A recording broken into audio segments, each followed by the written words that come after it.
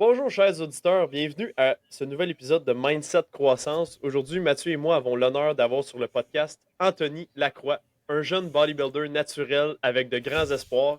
Il vient nous parler de sa passion pour le bodybuilding, un sport qui nécessite beaucoup d'efforts, de discipline sur une longue période de temps pour atteindre un certain succès. Anthony vient tout juste de participer à une compétition nationale à Toronto où il a terminé troisième dans la catégorie classique physique chez les juniors et quatrième sur neuf dans la catégorie bodybuilding chez les juniors. Donc, on aura la chance de revisiter avec lui les moments forts de cette récente compétition. Comment vas-tu, Anthony, aujourd'hui? Oh, écoute, ça va très bien. Je suis super content d'être ici en ce moment. Ça fait un petit moment qu'on en parlait de faire le podcast. Puis là c'est le grand moment. Hein. C'est maintenant. On va pouvoir jaser, on va avoir du fun. Puis ça part au four, hein, qu'est-ce que je te dise?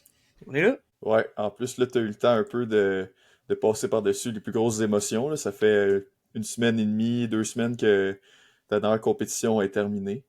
Donc, j'ai hâte de commencer l'entrevue, mais avant, juste un rappel de vous abonner sur Spotify, sur YouTube, au podcast pour pas manquer les prochains épisodes.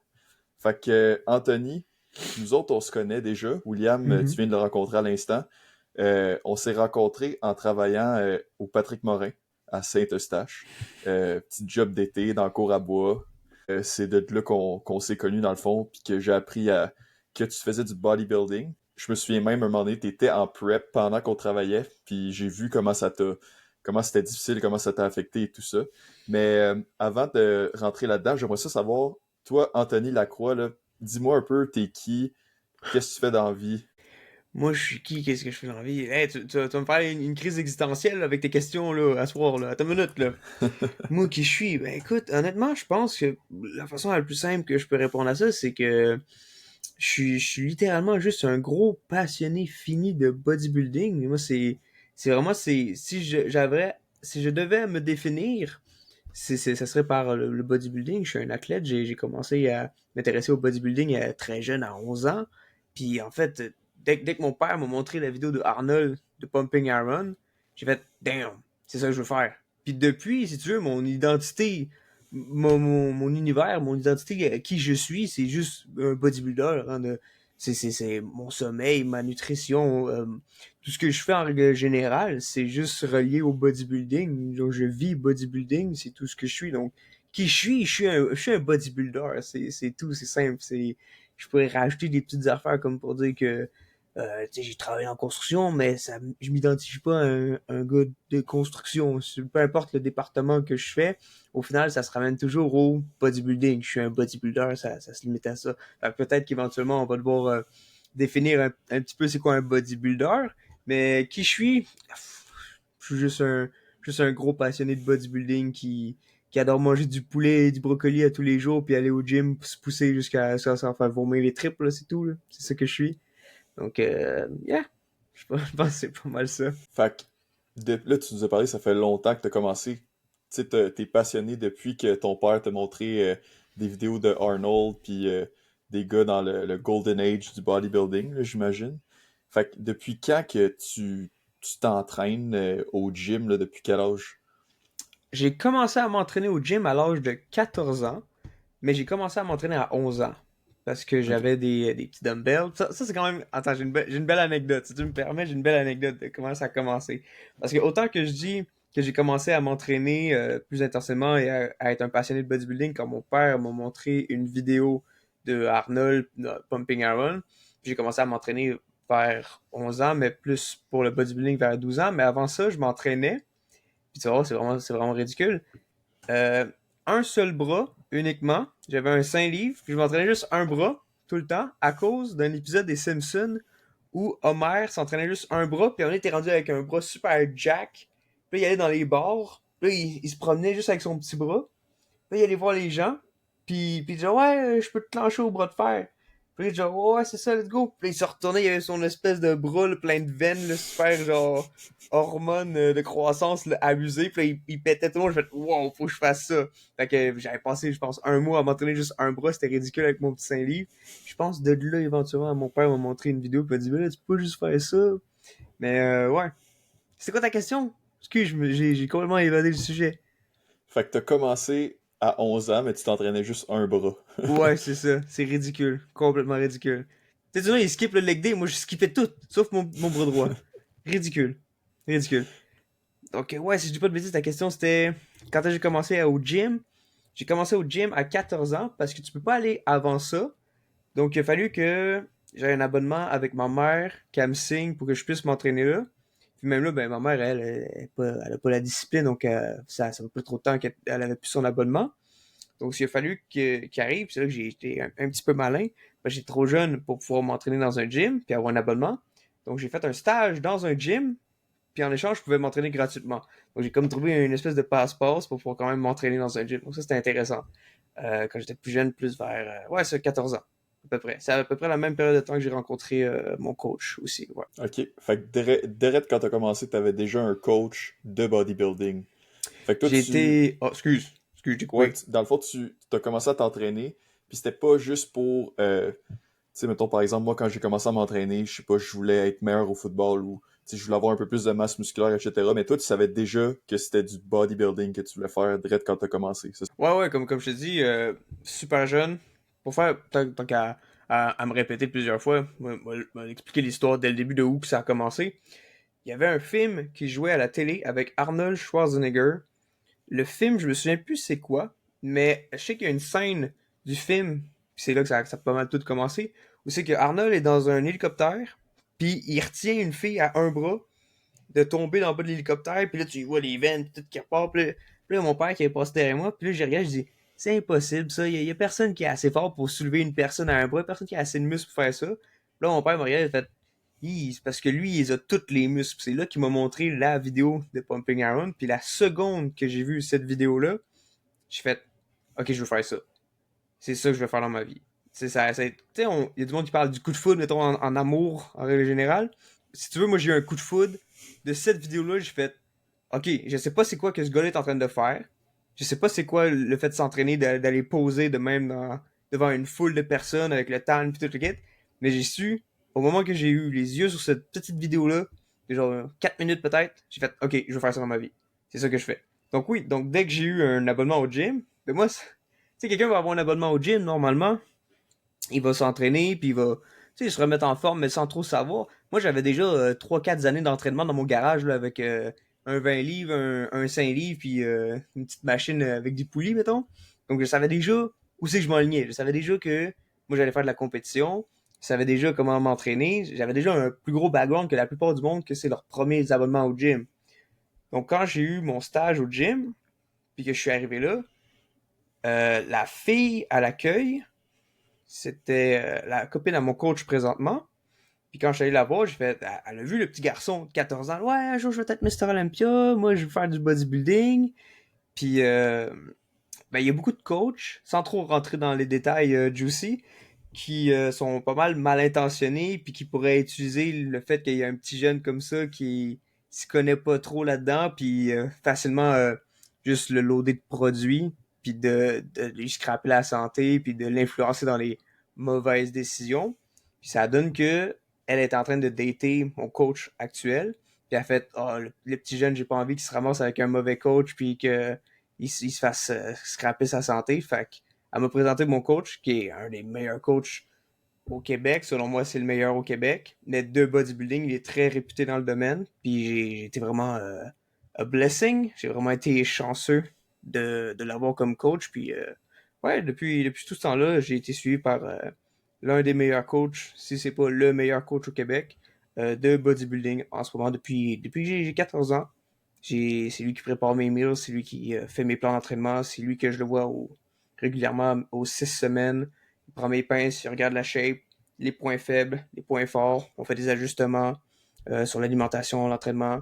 Les bobos, en règle générale, s'il y a un problème, c'est lui que je le texte, je vais le voir. Même aussi au niveau psychologique, des fois, il y a des moments qui sont plus difficiles que d'autres. Puis lui, il prend lui et dit écoute, Anto, c'est normal, c'est des choses qui arrivent. C'est normal que tu veux t'entraîner dur, mais tu restes un humain. Fait que il y a des émotions, il y a des choses qui se passent dans ton corps. C'est normal. Donc, puis c'est support moral, très positif, avoir quelqu'un qui peut t'aider comme ça. Donc, ouais, j'ai eu mon coach, j'ai commencé à m'entraîner. Puis, moi, mon objectif de base, ça a été toujours le bodybuilding et pas juste bodybuilding, avoir du muscle, la compétition. Ouais. C'est vraiment intéressant de voir les origines de chaque personne par rapport à leur sport de compétition. Là. Tu as parlé de la fameuse scène dans le film où Arnold retient la fille, puis après ça, les scènes dans Pumping Iron, mais moi aussi, quand j'ai vu ce documentaire-là, là, vraiment, là, c'est une vie de rêve. Là. Tu vois juste Arnold qui s'entraîne avec ses amis dans un gym à Venice Beach. Puis après ça, ils s'entraînent. Premier workout de la journée. Après ça, ils vont juste à la plage. Ils vont manger un steak. Ils mangent genre 8 steaks par jour dans ce temps-là. Là.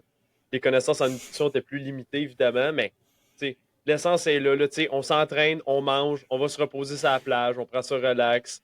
On va faire un petit peu de posing, puis là, on fait un deuxième workout de la journée. Puis rinse and repeat, on recommence le lendemain. Ben, mettons, si je peux partager une anecdote aussi, là, moi, Eddie Hall, quand il a fait son deadlift de 500 kilos, je pense que c'est en 2016 ou en 2017, dans une compétition d'hommes forts, là, c'est vraiment là où moi j'ai un déclic de OK, c'est le fun de s'entraîner, mais moi je veux faire ça. Là. Je veux genre faire des deadlifts pesants. Puis c'est vraiment ça qui m'a donné le goût de commencer à faire du powerlifting à ce moment-là. Donc vraiment, c'est ça, juste de voir l'étincelle. Puis ça prend après ça des gens motivés comme toi, Anthony, ou comme moi, là, pour le powerlifting. Puis là, vraiment, après ça, on focus là-dessus. Puis tu sais, le bodybuilding, tu pourras nous l'expliquer, mais je pense que c'est vraiment un sport que c'est plus qu'un sport, là, c'est toute ta vie. Là, c'est littéralement ça. Là, c'est ton sommeil, c'est ta récupération, ton entraînement. Puis j'aimerais ça que tu m'expliques un petit peu à 14 ans, ça ressemblait à quoi tes entraînements? Comment ton coach il t'a fait commencer? Est-ce que c'était vraiment strict, c'était quasiment militaire ou c'était plus moins de volume? Ça ressemblait à quoi les entraînements? C'est une excellente question. Je veux dire, j'en ai vu tellement des plans d'entraînement, puis en plus, je les ai tous gardés. Ceux de tous les débuts, je les ai tous, c'était en papier. Donc, je me promenais avec mon petit calepin, avec tous mes exercices, tous mes tempos, tous mes temps de récupération. C'est tout écrit. Donc, là, c'est un peu loin dans ma tête, mais je pourrais dire que niveau intensité, euh, personnellement, je me suis toujours mis de la pression moi-même. Je sais pas si mon coach, parce que j'étais plus jeune, il a fait des programmes plus doux, si on veut, avec moins de volume, plus de volume, ou la façon qu'il a anticipé, euh, la façon qu'il a monté les programmes par rapport au fait que j'étais plus jeune. Mais je sais que, si ça vaut la peine que je rajoute cette information-là, que il avait pris la peine de pas mettre des exercices plus risqués. Par exemple, j'ai pas fait de squat avant que j'aille dépasser mes 16 ans. Puis le deadlift, j'ai commencé il y a comme un an peut-être. Donc c'est vraiment les exercices qui sont un peu plus risqués au niveau des blessures, puis qui pourraient avoir un impact sur la croissance. J'ai remarqué que ceux-là, ils avaient pas mis. C'était beaucoup plus de, je pense, de machines puis de dumbbells que vraiment des exercices risqué, si on veut, si, mettons, je me loupe dans mon mouvement. Mais à part ça, niveau intensité, niveau des volumes, je pourrais pas te dire, honnêtement, au niveau de la structure du programme en soi. Je te dirais que moi-même, je me mettais une pression de toujours m'entraîner super intensément. Mhm. Mais je crois pas qu'il y avait quelque chose de particulier par rapport à ça. Non. Si ça Puis, répond à ta question, ouais. ouais, Mhm. ouais. Puis, depuis, tu sais, ça fait vraiment longtemps que tu t'entraînes, là. Je pense que t'es rendu à quoi, 22, 23 ans, là, en ce moment? Ouais, je vais avoir 23 le mois prochain. Dans toutes ces années-là, clairement, il y a dû avoir probablement des hauts et des bas au niveau de ta progression. Alors, comment ça s'est fait? Peux-tu nous décrire un peu dans les derniers 9 ans? Est-ce que au début, la progression était super rapide, puis après ça s'est ralenti progressivement, ou tu sais, ça a augmenté, là, ça ralentissait, là, ça a augmenté? Comment ça a évolué à travers 9 ans d'entraînement au gym? Je dirais que c'est pas mal un roller coaster, là, si tu veux. Tu sais, la fameuse courbe de la progression, ça fait ça comme ça, là. T'en as qui voudraient que ça soit comme ça, t'en as qui voudraient que ça soit comme ça, mais honnêtement, on part vraiment sur un comme ça, là, tu vois. Une progression constante, parce que je progresse encore aujourd'hui. C'est sûr que mes premières années, vu que je m'entraînais tout seul dans mon garage, c'était moi qui faisais whatever qui me tentait sans trop savoir ce que je faisais. En plus, j'étais un enfant, là, je connaissais rien du tout à l'entraînement. Je faisais juste prendre des dumbbells, me swinguer, puis j'aimais ça. Euh, mais je dirais que j'ai probablement eu une petite phase de newbie gains, comme probablement tout le monde qui touche un dumbbell pour la première fois. Donc j'ai réussi moi-même à me rajouter quelques livres en m'entraînant par moi-même dans mon garage. Puis ensuite, quand j'ai rencontré mon coach, je m'en souviens, parce que c'est la première fois que là, tout d'un coup, parce que je me souviens, au secondaire, je m'entraînais moi-même, mais l'alimentation, c'était zéro. Hein. Je savais m'entraîner intensément, mais je savais pas me nourrir. Donc moi, mon lunch, à part des cocos le matin, à l'école, je mangeais un sac de riz. Là. Genre, vraiment, tu sais, les Uncle Ben, là, je faisais chauffer ça au micro-ondes, là, je mangeais ça, c'était délicieux. C'était ça mon meal prep. Là. C'était rien du tout, là, c'était ridicule. Donc, quand il y a eu la transition avec mon coach à 14 ans, le premier 6 semaines, je pense en un an, si je dis pas de bêtises, j'ai pris un 20 livres. Parce que ça a été comme un gros choc, tu sais, tout d'un coup, ton alimentation est toute structurée, ton sommeil aussi, même le programme, il est fait adapté juste pour toi. Donc ouais, donc là, il y a eu une grosse progression. Après, ça s'est stagné un petit peu, puis je pense que de là, on parle de peut-être un 5 livres par année, à peu près, dans mes meilleures années, si on veut. Puis, je dirais que ça s'est maintenu comme ça. 16 ans, 17 ans. 17 ans, j'ai fait ma première compétition. Je pense que j'ai monté sur le stage à quelque chose comme peut-être 100, 120 livres, peut-être, 127, 130, à ces alentours-là. Mais j'étais pas aussi conditionné que la dernière compétition que j'ai faite, donc il y avait pas mal plus d'eau puis de fat aussi. Après ça, j'ai fait un dirty bolt parce que c'était durant la COVID. Donc là, c'est parti en sucette. Là, mon poids est monté jusqu'à 190. Mais un bon 20% de body fat là, avec une belle bédaine de donuts. Là. Ça, c'est drôle parce qu'aujourd'hui, je peux utiliser ces footage-là pour faire genre, ouais, fat loss, tu sais, des vidéos transformation. Là. C'est quand même drôle. Après ça, de cette shape-là, on a fait une autre compétition que j'ai été beaucoup plus gros sur le stage, mais du coup moins lean parce que on partait vraiment de très très loin. Après ça, je me suis maintenu autour de 170-80. On a fait une autre compétition après en 2023, ouais, qui était l'année passée, Mike Clément. Que celle-là, encore une fois, j'ai ramené un autre 5 livres de plus que les années précédentes. Juste préciser qu'à chaque année, je rajoutais un petit 5 livres de masse sèche. Mais encore une fois, la condition, c'était pas le best. C'était mieux que l'année d'avant, mais ça a jamais été mon fort, la condition. C'est cette année qu'on a vraiment débloqué la condition. C'est que là, j'ai encore une fois, cette année, j'ai ramené un 5 livres de plus de masse sèche. Mais en plus de ça, j'ai descendu pas mal plus au niveau de la condition. C'était la première fois que je me rendais à un bon 3% de body fat. Donc, c'était très, très, très bas. Donc niveau progression, ouais, c'est ça. Je dirais que ça a été, je dirais qu'une progression constante, parce qu'à chaque fois, c'était tout le temps un petit 5 livres qui se rajoutait à chaque année. Donc, c'est là où c'est que tu viens gratter une progression. Au niveau de l'entraînement, ça n'a pas toujours été la joie. Tu as eu des fois où c'est que ça a été plus compliqué que d'autres. Tu as eu des moments où c'est que, tu sais, surtout quand tu es jeune, donc, tu sais, donc, j'ai rencontré mon coach à 14 ans. Dans cette période-là, tu as les hormones qui partent en sucette un petit peu. Donc, niveau psychologique, des fois, c'est pas évident. Tu vas au gym, t'as de la misère à forcer pour un workout. Ça, c'est vraiment, je suis en train de penser justement à une fois où c'est que j'étais au gym, j'étais en train de m'entraîner, j'étais sur le leg press. Et c'est pas, cette journée-là, ça marchait pas, j'y arrive pas à pousser. Puis, puis dans ma tête, parce qu'il faut pas oublier, le bodybuilding, c'est toute ma vie. Là, je m'en vais faire une séance, j'arrive pas à m'entraîner dur. Je me dis, shit, ma carrière est finie, ma vie est finie. Alors que c'est ridicule, c'est juste une séance, c'est pas une mauvaise journée, c'est une mauvaise séance. Je me souviens, je suis arrivé chez moi, j'ai fendu en larmes, c'était ridicule. J'ai texté mon coach, ouais, j'arrive pas à m'entraîner, je comprends pas ce qui se passe. Puis encore une fois, c'est là que je disais tantôt, c'est important d'avoir quelqu'un qui peut te supporter. Même si maintenant j'y repense, puis je me dis, putain, mon coach, pauvre lui, il va se dire, monsieur quoi, ce petit morveux, là, 14 ans, il me pète une crise de larmes, là, parce qu'il n'arrive pas à faire du leg press, genre. Mais non, il était là, c'est super sportif, il m'a expliqué, il dit, écoute, c'est normal, tu peux pas être à 100% tout le temps.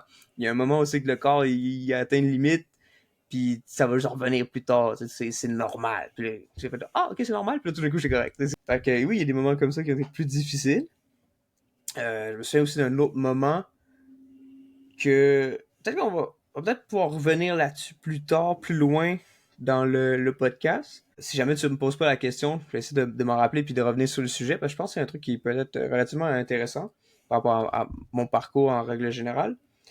Mais je me souviens qu'il y avait une fois où le moral était au plus bas, puis vraiment un point où c'est que je pouvais même pas manger tout court, puis c'est ridicule, mais t'es un bodybuilder, il faut que tu manges.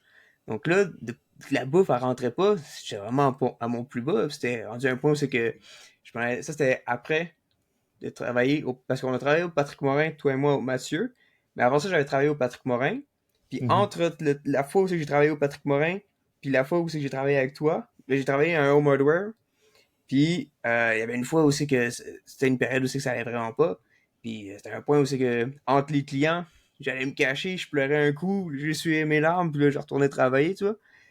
Donc ouais, psychologiquement, il y a eu des moments où c'est que c'était plus difficile, il y a des moments où c'était plus le fun. Comme là, tu vois, je pense que je suis dans une phase relativement fun là, avec Canada qui vient de se finir avec un bon classement. Mais sinon, ouais, il y a des hauts, il y a des bas. Mais là, je pense on s'enligne plus vers du positif en ce moment. Je pense que c'est sûr qu'il va y avoir du négatif encore, mais vu qu'il y en a eu dans le passé, je sais à quoi m'attendre. Puis je sais que la plupart du temps, c'est juste quelque chose de temporaire, c'est pas quelque chose de permanent. Mettons, il y a une blessure. Des blessures, j'en ai eu pendant des années, des trucs ridicules comme des mal de tête quand je m'entraîne, je sais pas d'où ça sort. Mon genou, pendant 2 ans, j'ai pas pu m'entraîner mon genou. L'année passée, l'été passé, mon chest, j'ai comme une petite micro-déchirure de ça aussi, c'était gênant, mais avec le temps, ça finit toujours par se refaire, puis on peut toujours continuer malgré tout. Donc, j'apprends que s'il y a quelque chose qui est compliqué, un problème en ce moment, je sais que c'est pas permanent, puis je sais qu'il y a toujours une façon de naviguer autour du problème en question. Donc, on apprend de ses erreurs, on apprend du passé, puis on s'en sert pour build up un meilleur futur, puis de s'en servir pour passer au travers les moments difficiles dans le présent actuel. Donc, je sais que j'ai parlé énormément, mais j'espère que j'ai répondu à ta question en général de comment que ça s'est passé jusqu'à maintenant, un 9 ans. Je dirais qu'un 9 ans, si je voudrais le résumer, c'est vraiment essai-erreur, t'apprends, il se passe des choses, tu apprends de ça, puis tu fais juste continuer et continuer, puis à un moment donné, tu stack up, comme que tu stack up de la progression, comme tu stack up des plates sur ta machine, tu fais juste toujours croître, grossir. C'est un peu comme un concept de, comment on appelle ça, croissance personnelle. Autant que tu as une croissance psychologique, émotionnelle, que tu apprends plus à te connaître toi, puis que toi, tu prends du poids, ton physique, il change, tes performances, ils s'améliorent ou ils régressent. C'est tout le temps une roue en motion que toi, tu t'arranges, en fait, pour que ça aille vers le haut, puis ça continue à monter. Même s'il y a des hauts puis des bas, tu vises pour que ça continue à pousser vers le haut. Au final, c'est ça. Ouais. Un petit résumé, là. J'ai vraiment, vraiment, vraiment beaucoup aimé ta réponse. Puis c'est vraiment le fun comment de te détailler ta croissance, pas juste musculaire au gym, etc., mais juste en tant que personne, puis au niveau psychologique. Puis ça m'amène au titre du podcast, tu sais, de mindset de croissance, de genre toujours s'améliorer. Puis c'est ça, puis tu sais, t'as eu des hauts, des bas, des blessures, des fois c'était plus difficile psychologiquement. Tu sais, puis au niveau de la nutrition, t'en as parlé aussi. Puis vraiment, là, si on va sur ton Instagram puis qu'on regarde tes compétitions passées, on voit vraiment la progression, surtout comme tu as dit au niveau du conditionnement, là, ta dernière compétition, le conditionnement, il était vraiment, vraiment, ça faisait une différence. Là. Puis t'étais, ouais, pour vrai, ouais, c'était vraiment niveau professionnel, là, limite, là, pour vrai, là, je sais pas si, je suis pas assez, tu sais, je suis pas comme ton coach, je pourrais pas te dire à quel point tu aurais pu aller en chercher plus que ça. Parce que à mes yeux, t'étais vraiment shredded. Là. Ouais, je sais pas, William, qu'est-ce que t'en penses là? Oui. Non, j'ai vu les photos, j'ai vu tes stories sur Instagram, puis tout, là, c'était vraiment conditionnement qui était impressionnant. Quand Mathieu m'a parlé de toi, il dit ah, j'ai un ami qui fait du bodybuilding. J'étais comme, oh, ouais, on va aller voir avant. Parce que moi, avec, je n'ai bien des amis qui, ça se prétend bodybuilder, mais si tu fais pas de compétition, puis tu sais, si tu fais jamais de cote vraiment intense, tu sais, c'est ça la nature même du bodybuilding. Là, quand j'ai vu vraiment ton profil, tes trucs, j'étais comme, OK, non, ce gars-là, il est vraiment sérieux. Là, d'aller faire la compétition à Toronto, j'étais comme, non, là, ça, c'est un futur bodybuilder. Là, c'est un bodybuilder qui a un futur très prometteur. Est-ce qu'on explique maintenant c'est quoi le bodybuilding? Je pense que ce serait le temps que notre auditoire comprenne un petit peu comment ça se déroule une journée de bodybuilder pour toi, comment ça fonctionne avec le jury, le système de pointage, les catégories de poids, les catégories d'âge, comment ça fonctionne. OK.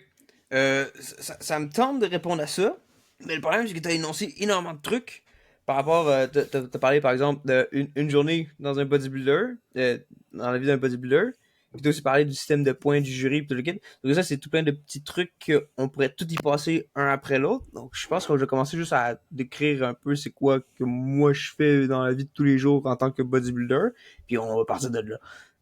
Donc, pour faire simple, on va y aller avec stupide simple, ok? Pour être sûr qu'on comprend tout c'est quoi l'objectif de la journée d'un bodybuilder. C'est quoi une bonne journée de bodybuilding, là? Une bonne journée de bodybuilder, ça ressemble à quoi? Je vais me lever le matin, puis mon objectif principal, du moment où c'est que mes yeux sont ouverts, au moment où c'est que je vais retourner les fermer, c'est de m'arranger pour optimiser la croissance de mon physique, optimiser mon physique, ma masse musculaire, ma shape en général, ma structure physique, ma condition, ma masse, mon posing, la façon que je démontre mon physique sur la scène éventuellement. L'objectif, c'est d'améliorer tous ces points-là. Puis la façon qu'on fait ça, c'est le classique que tout le monde entend parler. C'est du repos, l'alimentation, puis le gym. Donc l'objectif de base, c'est trouver le point faible sur mon physique. Et puis c'est de, comme mettons par exemple, mon point faible présentement, selon moi, c'est mon chest et mes épaules. Donc bon, l'objectif, c'est d'aller grossir mon chest et mes épaules. Donc qu'est-ce que je vais faire? Ben, je vais me lever le matin, je vais manger. Puis un repas qui va être une bonne grosse source de protéines, de carbs, puis de vitamines en règle générale. Puis ensuite, je vais aller m'entraîner pour pouvoir justement faire les dommages nécessaires au niveau de mon muscle que j'ai besoin de grossir. Puis ensuite, le reste de la journée, c'est juste du repos pour que mon corps puisse se reconstruire de façon à ce que le muscle puisse se refaire plus gros, plus fort, plus solide, plus résistant. Puis avec ça, on rajoute des repas pour pouvoir aider justement à la reconstruction musculaire des fibres musculaires. Donc ça, c'est l'étape numéro 1. Donc c'est de build le physique, de construire la shape, le muscle, le physique en général, qu'il y ait un flow qui est symétrique, qu'il y ait un flow qui soit une masse, un volume musculaire, puis une définition. Faut avoir des détails, comme une statue dans le marbre. Tu veux vraiment qu'il y ait toutes les petites définitions de chaque muscle. Donc, là, maintenant, pourquoi faut ça? Parce que si maintenant on amène ça au niveau compétitif du bodybuilding, donc là, on enlève la partie où c'est que c'est juste de s'entraîner pour être en shape pour la plage. Il y a vraiment une idée derrière ça au niveau de chaque muscle, la façon qu'on le construit pour donner un certain look pour arriver à une journée dans l'année où on veut ressembler, on veut amener un package, on veut amener un look, une shape sur un stage devant un jury d'une à peu près 5-6 personnes. Puis de là, eux vont nous juger notre shape à nous avec des critères, par exemple, la masse musculaire, le volume, la symétrie de la shape en général, ton flow et ta condition physique. Même chose, les détails dans le muscle. Puis aussi, après, il y a d'autres petits détails qui peuvent rentrer en considération, comme par exemple, comment que ton charisme, si on veut, sur le stage, comment que tu te places sur le stage. C'est sûr que ton posing aussi, c'est sûr que tu peux avoir le meilleur look, mais si tu n'arrives pas à bien te démontrer, tu risques de perdre des points par rapport à ça aussi. Puis, où c'est que je m'en allais avec ça, moi? Ouais, donc t'as le jury qui va te juger, qui va juger le line-up en règle générale, puis à la fin, ils vont choisir la personne qui trouve qui a la plus grosse masse musculaire, le plus gros volume de masse musculaire, la meilleure condition physique et la meilleure symétrie au final. Donc, le meilleur athlète, à la fin de la journée, celui qui est au centre du stage avec sa médaille d'or et son trophée, ça va être vraiment la personne qui va avoir complété le mieux ces 3 critères-là. Les plus importants, dépendamment du show et du jury, ça va souvent être le volume musculaire et la condition. Et la symétrie va peut-être venir un petit peu après, mais ça va vraiment dépendre, ça va varier aussi. Parce que tu peux avoir un gars qui a énormément de volume, c'est lui le plus énorme, mais s'il n'y a aucune condition physique, ben, on s'entend que le gars qui a une meilleure condition physique puis un meilleur flow, il va prendre le dessus. Donc, vice-versa. Donc, niveau d'un stage de compétition, c'est vraiment comme ça qu'un jury va regarder et juger les athlètes, en règle générale. Ouais, je pense que ça détermine pas mal comment un jury va juger, en fait, tout dépendamment les athlètes. Qu'est-ce qui pourrait être d'autre d'intéressant? On pourrait parler un petit peu de, par exemple, toute la section de comment on arrive à amener une certaine shape. Par exemple, le carb up, ou c'est que pas une petite gorgée.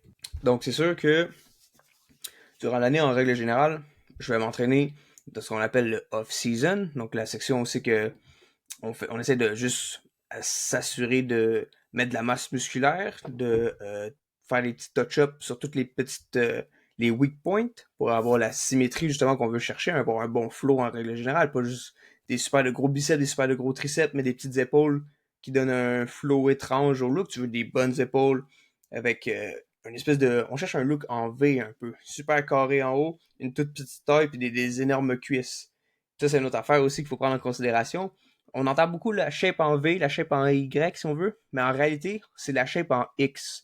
Ton œil est plus va plus regarder la shape en X. Même si tu n'as pas envie de faire un focus, sans le vouloir, ton subconscient va regarder la shape en X. Donc, sur un stage, de plus que tu as une shape en X, de plus que tu vas ressortir aux yeux du jury.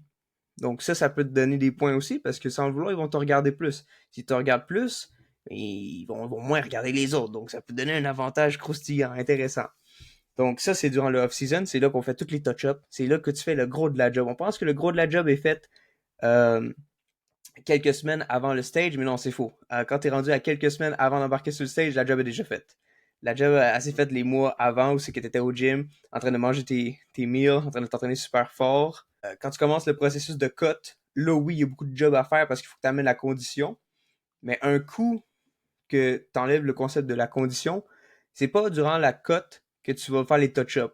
Si tu avais un point faible au niveau des épaules, c'était durant l'off-season qu'il fallait s'en occuper. Maintenant que tu es en cut, c'est trop tard. Tu vas devoir y aller avec la shape que tu as construit précédemment durant l'off-season. Et durant la cut, tu vas juste donner des petits coups de maillet sur ton physique de ta statue de marbre, d'aller gratter les petits détails dedans. Avec énormément de cardio et graduellement réduire les calories que tu ingères durant la journée. Et graduellement, tu descends le poids en essayant de garder le plus de muscle possible. Donc, graduellement, tu perds un petit peu de gras. Et malheureusement, ben, il y a un petit peu de muscle qui suit aussi. Mais tu essaies de descendre le gras en gardant le plus de muscle. Donc, c'est pour ça qu'on continue à s'entraîner intensément pour essayer de garder le plus de muscle. Mais quand ça descend, à un moment donné, il y a tout qui descend et tout qui suit. Puis vers la fin, on est rendu super, super, super flat. Donc, flat, ça, en fait, ce que ça veut dire, c'est qu'un muscle, en règle générale, de base, c'est de l'eau, c'est des carbohydrates. Puis quand t'es rendu super flat, c'est quand t'as juste de l'eau, t'as plus de carbs. Donc ton muscle en théorie est encore là, les fibres musculaires, eux autres, sont encore là. Mais vu qu'un muscle, c'est majoritairement de l'eau et des carbs, mais que t'as plus de carbs parce que t'arrêtes pas de les couper pour pouvoir perdre du gras, ben au final, on dirait que t'es rendu tout petit. On dirait que t'as plus de muscle, t'as plus rien. C'est là qu'il arrive le peak week, la semaine avant le show, où que t'es rendu super flat, que là, tu vas commencer à introduire des carbs. Tu vas commencer à manger des patates douces, tu vas commencer à manger du riz, puis boire beaucoup d'eau, jusqu'à une journée et demie avant le show, où là, tu coupes complètement l'eau, puis tu essaies de la flusher le plus possible pour être le plus sec possible. Mais avant ça, cette semaine-là, le peak week, qu'on appelle, c'est la période où justement, tu réintroduis des carbs pour venir remplir les réserves de glycogène de tes muscles. Puis là, tout d'un coup, boum! Tu fais comme Hulk, tu fais juste, ou mettons All Might dans My Hero Academia. Tout d'un coup, tu grossis d'un coup. C'est là que tu pompes, c'est là que ton physique de stage commence à prendre forme. Parce que si tu embarquerais sur le stage sans faire de carb up, ok, tu serais pas mal lean, mais tu serais là, tu ferais une pause, puis à vue d'œil, tu pourrais voir le muscle rétrécir parce qu'il y a rien, il y a plus rien, il y a juste un petit peu d'eau, il y a même pas de carbs. Donc, tu fais un carb up, tu manges beaucoup de riz, beaucoup de carbs, beaucoup de patates douces, t'embarques sur le stage, tu t'es pompé un petit peu avant, mettre de l'eau, mettre du glycogène dans les muscles, comme si t'embarques sur le stage, t'es gonflé à bloc comme... C'est de la gonflette, hein, au final. C'est vraiment juste, t'as rempli tes muscles d'eau, t'as rempli tes muscles de carbs, t'embarques sur le stage, tu fais tes pauses, le jury, il regarde, qui c'est qui a la meilleure shape, puis à la fin de la journée, ils te remettent ton prix. Bravo, t'as fait un beau off-season où c'est que t'as touché tes défauts, t'as cuté bien comme faut, tu t'es ramassé super maigre, ensuite t'as carbé, donc t'as mis de la flotte dans tes muscles pour embarquer sur le stage puis avoir l'air plus gonflé que les autres, plus sec que les autres. Félicitations, médaille d'or, t'as gagné, you're the best. Donc ça, c'est le résumé du bodybuilding d'une façon relativement simple. C'est l'objectif numéro un, c'est de travailler sur la shape, régler tous les petits défauts, les petits bobos, les points faibles, la symétrie du physique en général. Ensuite, on fait une bonne grosse cote, donc on enlève tout le gras en essayant de garder le plus de muscles possible, puis un petit carb-ups avant d'embarquer sur le stage, où c'est que, rendu là, ben, le gros de la job est déjà fait. C'est vraiment la partie où c'est que tu démontres ton physique. Donc, il y a énormément de posing aussi à pratiquer. Une certaine façon de se présenter sur le stage. Tu peux pas te présenter sur le stage sans savoir poser parce que tu peux être plus gros, plus volumineux, avoir une meilleure condition physique, mais si t'es pas le démontrer sur un stage, puis que le gars à côté de toi, il est peut-être moins bien, mais qu'il sait comment poser, puis qu'à côté de toi, même s'il est plus petit en vrai, mais quand il fait son lat spread, il a de l'air plus gros. Ben, il sait mieux se démontrer. Sur le stage, il a l'air mieux que toi. Donc, il risque d'avoir plus de points. Donc, c'est pas mal ça, un résumé de la vie en règle générale d'un bodybuilder. C'est vraiment ça. C'est le off-season. Ensuite, c'est la cut. Ensuite, c'est le stage. Et ensuite, c'est le cheesecake. C'est comme ça que ça fonctionne. Ça ressemble à ça, en règle générale. Hey, je veux dire, c'est juste du plaisir, là. Moi, j'en parle, puis je suis très excité, là. Très excité. Oui. Donc, ouais, j'ai fini, je crois. J'ai parlé beaucoup. Trouve ton micro, Mathieu. Ouais, c'est vrai. C'était vraiment une bonne explication. Puis t'as vraiment décrit là, toutes les parties, dans le fond, dans l'année, quand tu fais de la compétition de bodybuilding. Puis j'aimerais ça faire un parallèle avec si t'es juste quelqu'un qui s'entraîne, mettons, de façon récréative. Tu sais, mettons, tu vas avoir ta prise de masse, tu vas peut-être avoir un cut à un moment donné. Mais là, la différence entre quelqu'un de juste récréatif puis qui fait vraiment de la compétition, tu sais, là, tu sais, toi, dans ton off-season, tu sais, ta prise de masse, un peu qu'on peut dire, tu vas vraiment là, mettre l'emphase sur les groupes musculaires que vraiment, toi, tu vas voir évaluer avec ton coach que ça, faut que j'y travaille. Si je veux avoir la meilleure shape, la meilleure silhouette, tu sais, ça va être vraiment important de travailler là-dessus. Puis, à un moment donné, quand tu vas décider que c'est le temps de te préparer pour ton prochain show, de débuter le prep, tu sais, quelqu'un pourrait décider de cut un peu, comme moi je le fais des fois, de perdre un peu de gras pour après ça pouvoir refaire une prise de masse. Mais là, la différence, c'est que toi, tu vas vraiment aller à un niveau de perte de gras qui va vraiment être vraiment intense, puis qu'une personne normale n'ira jamais jusque-là. Parce que je pense que c'est impossible de se rendre à un niveau de gras aussi bas sans avoir une motivation de vouloir faire une compétition ou quelque chose. Là. C'est parce que à la fin, c'est vraiment. T'as faim, là. T'es proche, là. T'es pas en train de mourir de faim, mais pas loin, là, tu sais.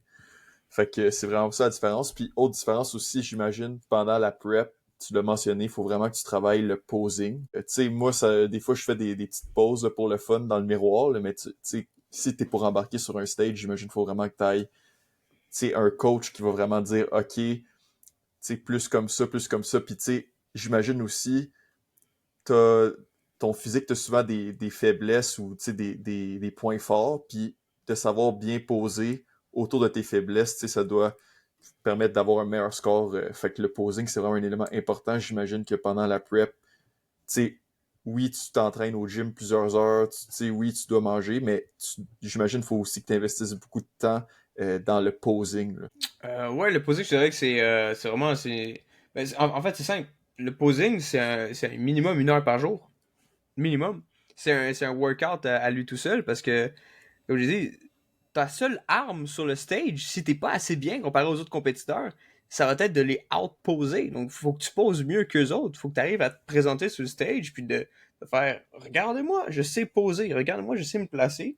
Le gars à côté, il est peut-être plus gros, mais si je me place comme ça, j'ai de l'air plus gros ou j'ai de l'air plus sec. Il y a tout le temps des petits détails aussi qu'on peut aller chercher dans le posing. Comme je me souviens quand j'étais pas nécessairement backstage, mais à Popeye, donc la compétition qui m'a permis de me qualifier pour Toronto, les nationales, j'étais en train de justement parler un petit peu du posing, puis comme à quel point c'était important. J'ai donné un petit détail. Par exemple, c'est ridicule, mais c'est le genre de petits détails qui vont faire une différence sur quand tu vas montrer ton physique. Par exemple, je fais un side chest. Okay, je sais pas si je suis encore suffisamment code pour pouvoir le montrer. Je vais replacer la caméra un petit peu, voir si on peut vous montrer. Bon, mettons, je fais un side chest normal. Quelqu'un va faire son side chest, il va le poser comme ça. Donc le bras va être juste normal, va appuyer ici pour sortir son biceps et réglement. Moi, j'ai remarqué que si je fais ça comme ça, wow, il vient de se passer un truc ici. Il y a une ligne qui vient de se rajouter. C'est ridicule, mais c'est le genre de tout petits détails de rien qui donne une différence à ton look overall, tu sais, qui donne un look plus sec. Je viens de rajouter une ligne. Une ligne que les autres compétiteurs, s'ils n'ont pas remarqué que quand tu plies ton bras ici comme ça, tu viens chercher les lignes ici, c'est moi qui les ai, ces lignes-là, puis pas eux autres. C'est pour ça que le posing, c'est très, très, très, très important sur un stage, puis même avant le stage. Il faut que tu sois capable de bien montrer tes muscles, bien poser, bien être symétrique, bien montrer en règle générale. Sinon, tu avais parlé vite fait, te parlé de la cote, à quel point ça doit être difficile, puis que pas tout le monde ferait ça. Puis il faut que tu aies vraiment un objectif précis pour pouvoir te pousser à ces limites parce que t'as faim. Ça m'a fait rire un petit peu quand t'as dit t'as faim. Mais si tu savais à quel point la faim, c'est le dernier de tes soucis quand t'es rendu aussi bas en termes de masse grasse, c'est même plus t'as faim, c'est vraiment tout est pénible. Il y a rien de quand t'es à ce point-là bas en termes de conditions physiques, en termes de masse grasse, qui est intéressant, à part le physique. Mais pour être honnête, t'es tellement fatigué, t'as tellement peu d'énergie. Respirer, c'est demandant. Respirer, c'est un workout. Je me souviens, avant chaque séance d'entraînement, j'ai ma petite routine comme ça. Tu sais, je fais des petits mouvements, des petits moulinets comme ça.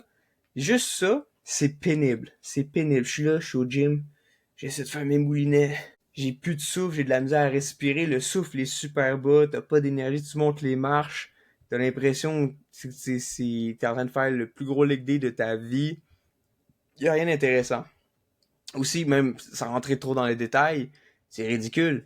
Mais rendu à ce point-là, ta testostérone, elle a commencé à dropper. Il n'y a plus rien qui t'intéresse. T'es juste seté sur ma compétition, elle s'en vient.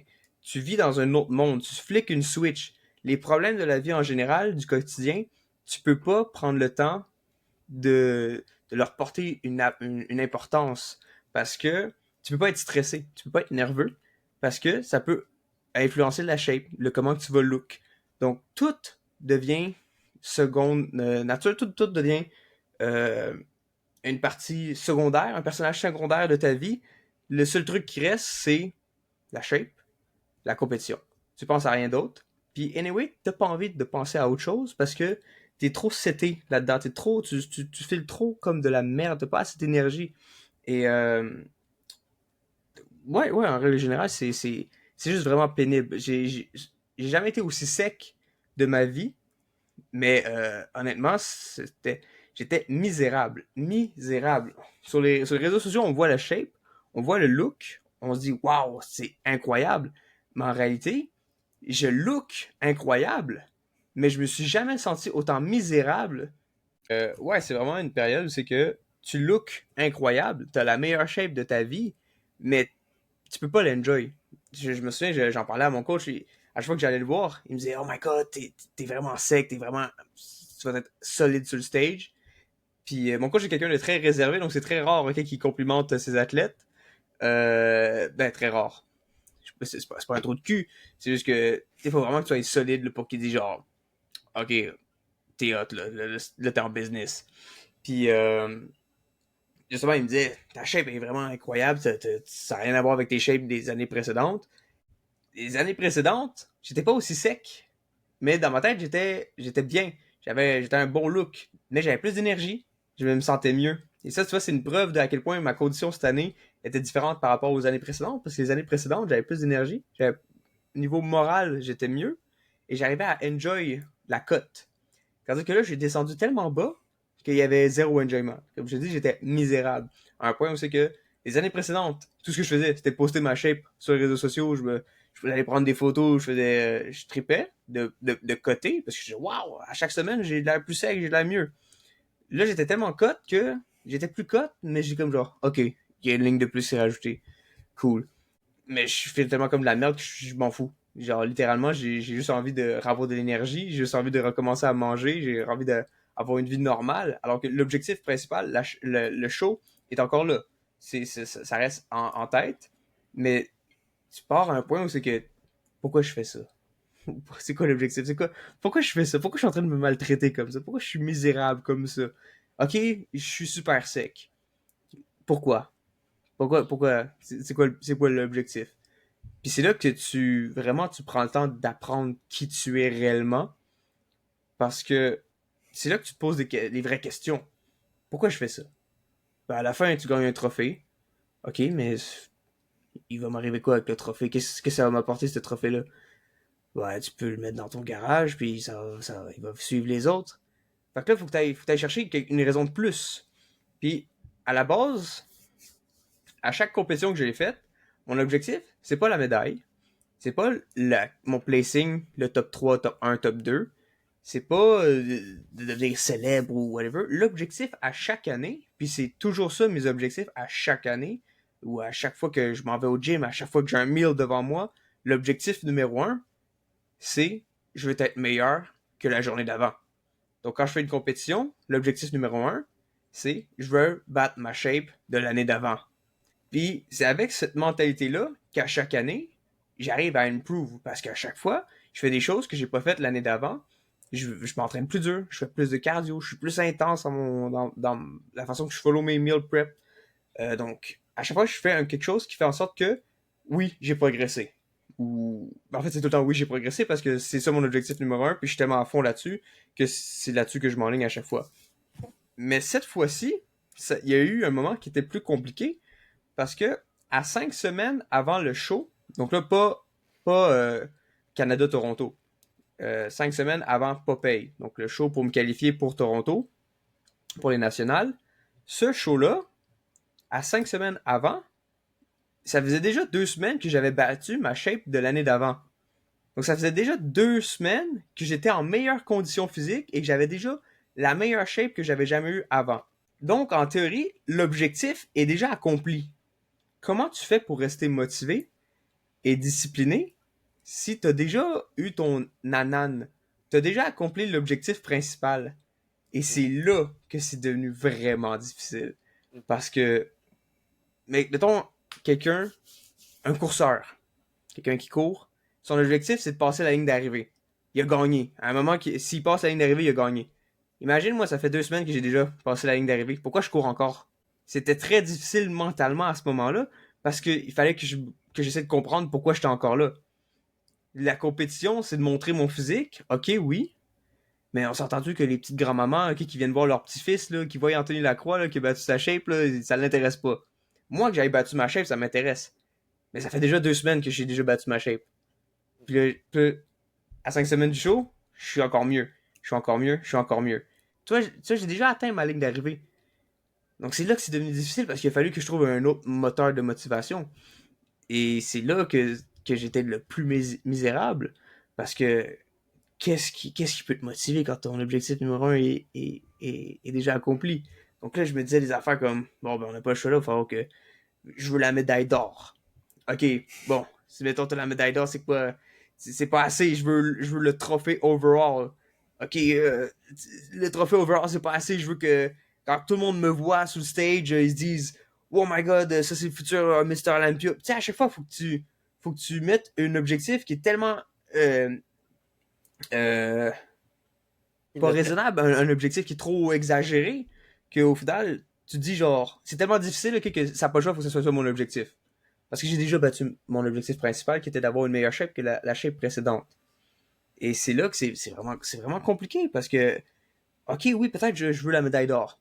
C'est une source de motivation. Je veux peut-être le trophée, ok, c'est une source de motivation. Je veux peut-être que tout le monde se dise, oh my god, il y a la meilleure chef de tous les temps, je veux l'épouser. Mais au final, c'est superflu, parce que ça m'a jamais intéressé d'avoir un trophée, d'avoir une médaille d'or, ou que tout le monde sur le stage me dise, genre, waouh, t'es vraiment incroyable. Non, parce que le bodybuilding, à mes yeux, c'est c'est personnel, c'est un voyage personnel de croissance personnelle. Tu veux t'améliorer. Tu vas au gym à tous les jours parce que tu veux que ton muscle grossisse, parce que tu veux qu'il s'améliore, tu veux qu'il soit mieux, tu veux être plus chouette à chaque fois. Mais là, j'étais déjà trop chouette, donc j'avais plus d'intérêt, j'avais plus de drive. Je voulais juste me lever le matin. Puis là, c'était juste vraiment une machine, un robot. Je me levais le matin, j'embarquais sur mon vélo, je faisais mon cardio. Je sais pas pourquoi. Ok, fais juste le faire. Fais juste le faire. Tu sais pas pourquoi t'es là, mais faut que tu le fasses. Parce que c'est ça. Ta gueule, fais-le. Puis, ça m'a mis énormément de pression mentalement, à un point où c'est que, comme j'arrête pas de dire, tu sais pas pourquoi tu fais ça. Tu sais pas pourquoi tu te lèves, tu sais pas pourquoi tu t'entraînes. Est-ce que, puis à un point où c'est que, est-ce que j'aime ce que je fais en ce moment? Est-ce que j'aime ça, faire du bodybuilding? Est-ce que je veux vraiment faire la compétition? Genre, pourquoi je fais ça? Pourquoi je m'enligne sur un stage, faire en bobette? Qu'est-ce que ça m'apporte à moi? J'aime m'entraîner, j'aime être big, j'aime être lean, j'aime m'améliorer, mais pourquoi la compétition en soi? Qu'est-ce qu'il y a d'intéressant là-dedans? Puis c'est à ce moment-là que faut que tu acceptes des fois que t'es peut-être pas dans le meilleur state of mind pour prendre certaines décisions, que faut juste que tu ailles go through the motion, que tu fasses continuer, puis qu'éventuellement les réponses vont venir à toi. Ça a été très difficile, ces 5 semaines-là, où c'est que vraiment, c'est juste, je savais pas pourquoi je continuais à le faire. Je voulais juste le faire. Puis il y avait des moments où c'est que j'avais vraiment juste envie de flancher, mais là où c'est qu'il y a plus de motivation, il y a quelque chose qui va toujours être là, qui va être l'encre qui va soutenir tout le reste, la poutre, si on veut, c'est la discipline. J'avais pas envie d'aller au gym, j'avais pas envie d'aller m'entraîner, mais j'embarquais dans l'auto, tournais la clé, mettais la ceinture, conduisais jusqu'au gym, puis à ce moment-là, c'était je fais mes séries, je fais mes séries, je fais mon cardio, je mange mon repas, je pratique mon posing. Pourquoi? Je sais pas, mais tu vas le faire. Parce que t'as peut-être pas la réponse maintenant, mais je te garantis que plus tard, tu vas être content que tu aies continué. Ça a été aussi une autre philosophie que pendant longtemps aussi, tu sais, quand je parlais des hauts et des bas, qu'il y a des moments qui sont plus compliqués que d'autres, ce qui a fait en sorte que j'ai toujours persisté, que j'ai toujours eu une discipline, c'est que malgré les hauts et les bas, j'ai toujours continué.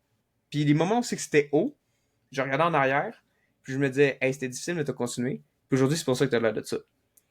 Puis c'est à ce moment-là, au moment que je suis en haut, pas au moment que je suis en bas, où j'ai continué, où c'était difficile, c'est au moment que je suis en haut, que je prends le temps de regarder en arrière et fais shit man, heureusement que tu as continué, parce que tu as continué ici, je peux profiter des progrès que tu as faits durant cette période-là.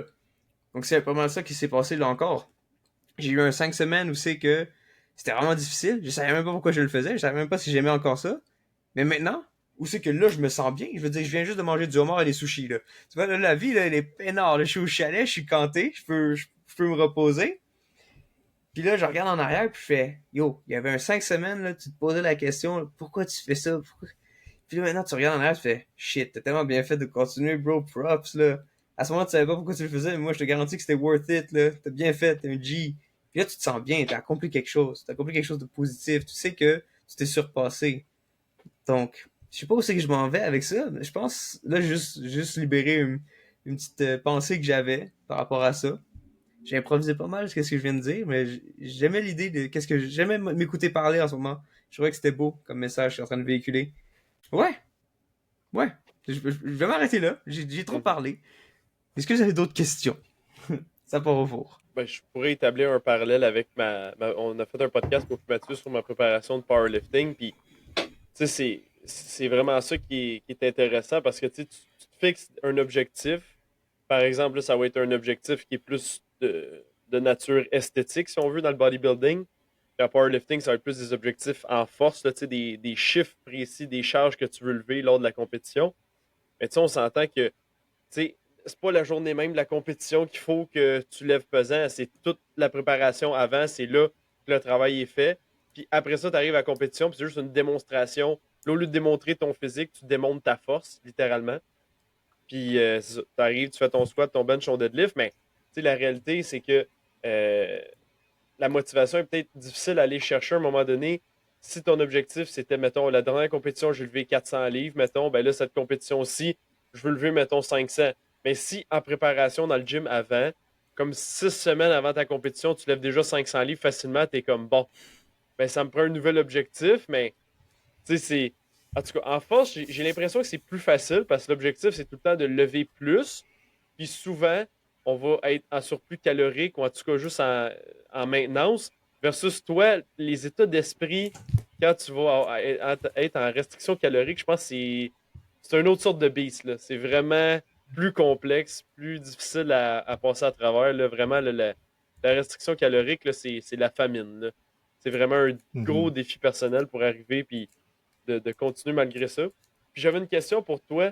C'était par rapport à la motivation pour faire du bodybuilding. Puis là, j'avais mis des choix de réponse un peu niaiseux. J'avais mis l'argent. On sait qu'il n'y a pas grand argent à faire dans le bodybuilding, à part si t'es Mr. Olympia. Les filles, il y a une des raisons souvent pourquoi les gars vont commencer à s'entraîner. Après ça, la popularité. Puis sinon, j'avais juste mis, ben, t'as vraiment une motivation intrinsèque à faire ce sport-là. Puis je pense que c'est le dernier choix. Mais je peux te laisser répondre. Là. Tu nous en as parlé beaucoup, mais je pense vraiment que tu as une motivation intrinsèque à faire ça. Là. Tu sais quoi, je vais vraiment enjoy de répondre à cette question-là parce que c'est très très drôle. C'est très très drôle. Parce que j'ai envie de dire, sur les. Je pense que t'en as nommé quatre. T'as dit l'argent, les filles, être populaire, puis l'autre c'est la passion, par exemple. Oui, oui. Je te dirais que j'ai eu les quatre. Je pense que la plupart des gens ont commencé le gym pour les filles. Moi, jamais. Ça n'a jamais été mon désir. Comme je dis, j'ai commencé parce que je voulais faire de la compé. À un tel point aussi que mon premier partner gym, ça a été mon père. Ça a toujours été mon père. Aujourd'hui, il travaille beaucoup dans la construction, donc il a moins le temps de venir. Mais moi, le petit garçon, 13 ans, normalement, c'est à cet âge-là que tu commences à t'intéresser aux filles. Moi, j'étais au gym, j'avais ma casquette sur le nez parce que je voulais pas voir les gens. Puis des fois, t'avais mon père, il fait genre, hey, pas pire, hein. Je suis là, j'enlève mon écouteur, je regarde, fais quoi? Fait la fille, là. Je m'entraîne, j'ai pas le temps de regarder les filles, là. Arrête de me déranger avec tes conneries, toi, là, le bonhomme. Donc, les filles, jamais au bataillon, ça m'a jamais intéressé. L'argent, non plus. Je veux dire, j'ai des gros biceps. À part si je peux m'acheter plus de poulet, ça n'a pas vraiment d'importance. L'autre, c'était la fame. Je te dirais que ça a commencé à cause de la fame. Quand j'étais très très jeune, j'avais un. Je sais pas si on peut dire un problème, une sorte de complexe. Mais très très jeune, je me disais, moi plus tard, je veux être connu. Dans le sens que je voulais être une source d'inspiration et de motivation interplanétaire. Je voulais que tout le monde, un peu comme Arnold, je voulais que tout le monde me regarde puis se dise waouh, cette personne-là est incroyable. Puis je voulais que, pas une question pour flatter mon ego, je suis incroyable, mais une question de je veux inspirer le monde à être meilleur. Tu vois, c'était vraiment ça mon objectif principal. Je voulais, ok, je vais être Mr. Olympia. Pourquoi? Parce que je veux motiver les gens à s'entraîner, à faire du bodybuilding ou à juste, en règle générale, d'accomplir leur objectif de vie en règle générale, tout simplement. Et avec les années, cette partie de moi où c'est que voulait vraiment terriblement être connu, puis c'était vraiment ça ma drive. Là. J'allais au gym m'entraîner parce que je me disais, faut qu'un jour je devienne quelqu'un d'important, faut qu'un jour je devienne Mr. Olympia parce que je veux que tout le monde me connaisse, parce que je veux vraiment motiver tout le monde, je veux que, malgré le fait que je suis mort, ben pendant des générations, mon nom existe encore. C'était ça, ma source de motivation quand je m'entraînais. Quand je m'entraînais, c'était, si tu fais pas ce lift-là, personne va se rappeler de toi. J'avais fait énormément de pression comme ça pendant des années, jusqu'à quand même relativement récemment. On parle de peut-être un 2 ans où c'est que mon mindset a shifté, où c'est qu'aujourd'hui, c'est vraiment juste, je suis un passionné, j'adore ça. Aujourd'hui, c'est vraiment plus une question de j'ai envie que tout le monde se rappelle de moi. Non. En réalité, aujourd'hui, c'est juste que j'adore ça, le bodybuilding en règle générale. J'adore ça. Plus tard, de la façon que, si mettons, je veux shifter un peu, donner une comparaison de mes objectifs quand j'étais plus jeune, mes objectifs maintenant. Quand j'étais plus jeune, je voulais être Mr. Olympia, super connu pour pouvoir changer la vie de tout plein de personnes, que je marche dans la rue puis que tout le monde m'arrête genre oh mon dieu je peux-tu avoir une photo, tu sais, être connu, The Rock style, Arnold, Ziz, name it, là, je voulais être Alex Eubank, je voulais être le gars, ok. Aujourd'hui, je veux mon trophée de Mr. Olympia, un chalet dans une forêt très loin de tout le monde avec mon home gym, puis c'est pas mal ça. Tu vois, je veux être canté tranquille. Je veux pas que le monde vienne me faire chier, tu sais. Mais je veux juste pouvoir enjoy le gym, m'entraîner, puis le trophée de Mr. Olympia, c'est juste parce que je suis un bodybuilder, je vise le top. Je veux le trophée de Mr. Olympia, je veux la médaille, je veux le send-out, tu vois. C'est juste pour ça. Mais c'est pas parce que je veux être super riche et célèbre. Non, c'est parce que, tu sais, autant que j'ai tout plein de trophées chez moi, de trophées, de médailles de toutes mes compétitions précédentes, mais autant je vise la prochaine montagne, tu vois. C'est comme, je vise la prochaine compétition. Là, je viens de faire Canada, j'ai fini troisième. Ben là, on vise encore une étape au-dessus. Et l'étape au-dessus, c'est d'avoir éventuellement ma carte professionnelle. Ensuite, c'est de faire des pro shows, de se qualifier pour l'Olympia. Puis graduellement, hey, on va mettre peut-être un pied sur le stage Olympia. Graduellement, on va peut-être avoir une médaille de l'Olympia. Tu sais, des trucs intéressants comme ça. Donc, c'est, comme je dis, c'est tout le temps personal growth. Toujours essayer de grandir, grossir, être meilleur. Puis au final, à la fin de tout ça, moi, je veux avoir ma petite maison dans les bois, mon chalet, mon home gym. Laissez-moi tranquille, je veux pas être connu. Je veux pas être connu. C'est paradoxal parce que, en même temps, je pose beaucoup dernièrement sur les réseaux sociaux avec l'objectif d'augmenter justement mon following, mais pas parce que j'ai envie qu'on m'arrête dans la rue pour me dire genre, oh my god, j'aime ce que tu fais. Non, je pense que c'est plus une fin pour justement c'est con, mais avoir de la visibilité, avoir de l'attraction vers toi, d'être vu, ça t'ouvre des portes, ça facilite des choses. Comme là, éventuellement, je m'enligne pour, je sais même pas si je devrais en parler, mais je m'enligne pour vouloir avoir un partenariat avec XPN, compagnie de suppléments au Québec, si je dis pas de bêtises. Mais ça, tu vois, c'est une autre affaire qui t'ouvre des portes pour avoir accès à des suppléments plus facilement. Donc, c'est une façon de sauver de l'argent. Tu peux avoir des partenariats, comme mettons, il y a énormément de Mr. Olympia, de bodybuilders en général qui ont des partenariats avec des business qui font de la bouffe. Donc, ils ont tout leur meal prep de fait, là. Donc, ça aussi, si tu viens de sauver de l'argent là aussi, des marques de vêtements ou ainsi de suite. Donc, c'est juste des trucs pour faciliter la vie en règle générale, avoir une vie plus simple. Donc, mais pour avoir ça, faut que tu aies quelque chose à offrir, faut que tu aies un échange à faire, donc avoir une visibilité, avoir un Instagram ou un YouTube bien garni de followers, ça peut toujours avantager dans la vie de tous les jours, surtout dans ce domaine, dans un domaine comme le fitness, qui est, je pense, représente probablement une bonne partie du marché de Instagram. Je pense que le fitness est une grosse niche sur les réseaux sociaux. Donc, j'ai pas le choix, il faut que je l'exploite. C'est mon sport. J'aime aussi en plus, malgré le fait que je veux aller chercher un plus gros following, j'adore ce que je fais. En ce moment, il y a beaucoup de personnes, mettons, je mets beaucoup de stories. J'essaie de poster vraiment beaucoup sur Instagram. Malgré le fait, ça c'est étrange aussi, mais c'est fou comment que la vie est bien faite. Plus jeune, je voulais être super connu, motiver les gens. Aujourd'hui, ça m'intéresse plus, mais je continue à poster sur les réseaux sociaux. Puis il y a du monde qui vient de me texter puis me dit Hey, tu me motives vraiment, j'adore ce que tu fais, continue à poster des trucs. Puis là, je suis comme genre Waouh, je le fais même plus pour cette raison-là, mais j'arrive à cet objectif-là, puis ça fait du bien. J'aime ça. Je pose des stories, le monde vient me dire j'ai eu une phase difficile, puis ta story que tu poses à tous les matins, elle vient me motiver. J'aime ça, tu me motives, j'ai envie de me reprendre en main. Ça donne juste envie de continuer. J'adore le faire parce que j'aime le faire. J'aime ça poster sur les réseaux sociaux en général. Donc c'est même plus un aspect de je le fais parce que je veux être connu. Non, c'est je le fais parce que j'aime ça, j'aime partager ma passion. Puis en le faisant, ben j'aide à motiver des personnes. C'est comme c'est donnant, tant mieux, j'adore ça. Ça me donne envie de le faire encore plus. Je pense que j'ai répondu à ta question. Donc j'ai commencé pour pas les filles, comme la plupart des gens. Non, j'ai commencé parce que je voulais être riche et célèbre, puis je suis resté pour la passion. Ouais, c'est vraiment fascinant. Puis dans notre podcast, on parle beaucoup justement de ça, de la motivation, tu sais, de qu'est-ce qui va te pousser à faire qu'est-ce que tu fais, qu'est-ce qui te pousse à vivre dans le fond, tu sais, puis de la croissance personnelle, etc. Puis, tu sais, mettons, quand on regarde, là, mettons, toi dans ton sport, tu sais, moi je vois souvent Chris Bumstead, tu sais. Tu sais, oui, il y a la génétique, il y a ci, il y a ça, il a travaillé fort, mais comme, tu sais, tu penses-tu que, tu sais, là, il est comme le plus célèbre bodybuilder en ce moment, mais tu sais, il est-tu devenu célèbre parce que il voulait être célèbre ou il est devenu célèbre juste parce que il aimait le bodybuilding puis c'était sa passion puis il a juste mis tous les efforts là-dedans puis il est devenu bon puis tu sais, à un moment donné, tu partages tu sais, qu'est-ce qui t'arrive puis c'est comme ça que tu amasses tu sais, des gens qui te suivent puis je pense que c'est un peu ça qui t'est arrivé veux pas genre tu sais, au début tu voulais plus le fame etc puis là maintenant tu t'as focusé sur le bodybuilding puis juste t'améliorer. Puis en faisant ça, les résultats sont venus. Puis là, après ça, ça vient chercher des gens, ça vient taper l'œil parce que clairement, tu t'es amélioré puis ton physique, il est supérieur à avant. Fait que c'est sûr que là, ça va attirer plus de monde. En tout cas, moi, je le vois comme ça.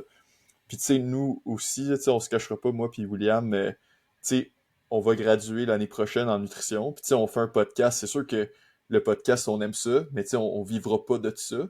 Mais en même temps, s'il y a des gens qui peuvent l'écouter, tu sais, nous suivre sur les réseaux, après ça, si on cherche de la clientèle, tu sais, on va venir chercher du monde avec ça, si je suis convaincu. Puis, tu sais, je pense que je comprends vraiment, tu sais, toi, comment tu vois ça, puis tout. Ouais. William, t'as-tu quelque chose à rajouter là-dessus? Non, c'est très bien. Moi, je check notre feuille de questions. J'aurais peut-être des questions peut-être plus en rafale. Euh, on n'a pas parlé, on a fait un show sur le bodybuilding, puis on n'a pas parlé de stéroïdes.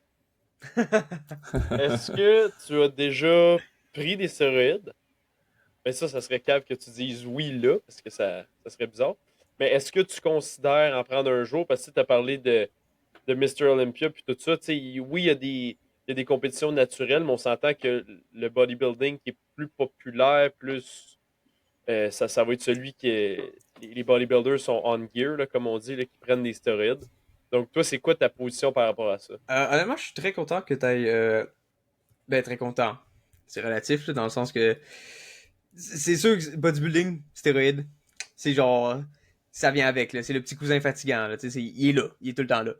Puis, moi, pour vrai, je suis quelqu'un de très transparent par rapport à ça. Dans le sens que j'ai toujours été naturel. Je suis encore naturel aujourd'hui. Je fais des compétitions naturelles. Mais là, je viens de faire Canada. Puis tantôt, j'allais le mentionner, mais je l'ai pas dit. C'est quand j'étais en train d'énumérer, genre, j'ai fait Popeye, j'ai ma médaille, j'ai fait une autre chose, j'ai fait ma médaille, c'est quoi la prochaine étape? Ah, ben, là, je viens de faire Canada. C'est quoi la prochaine étape?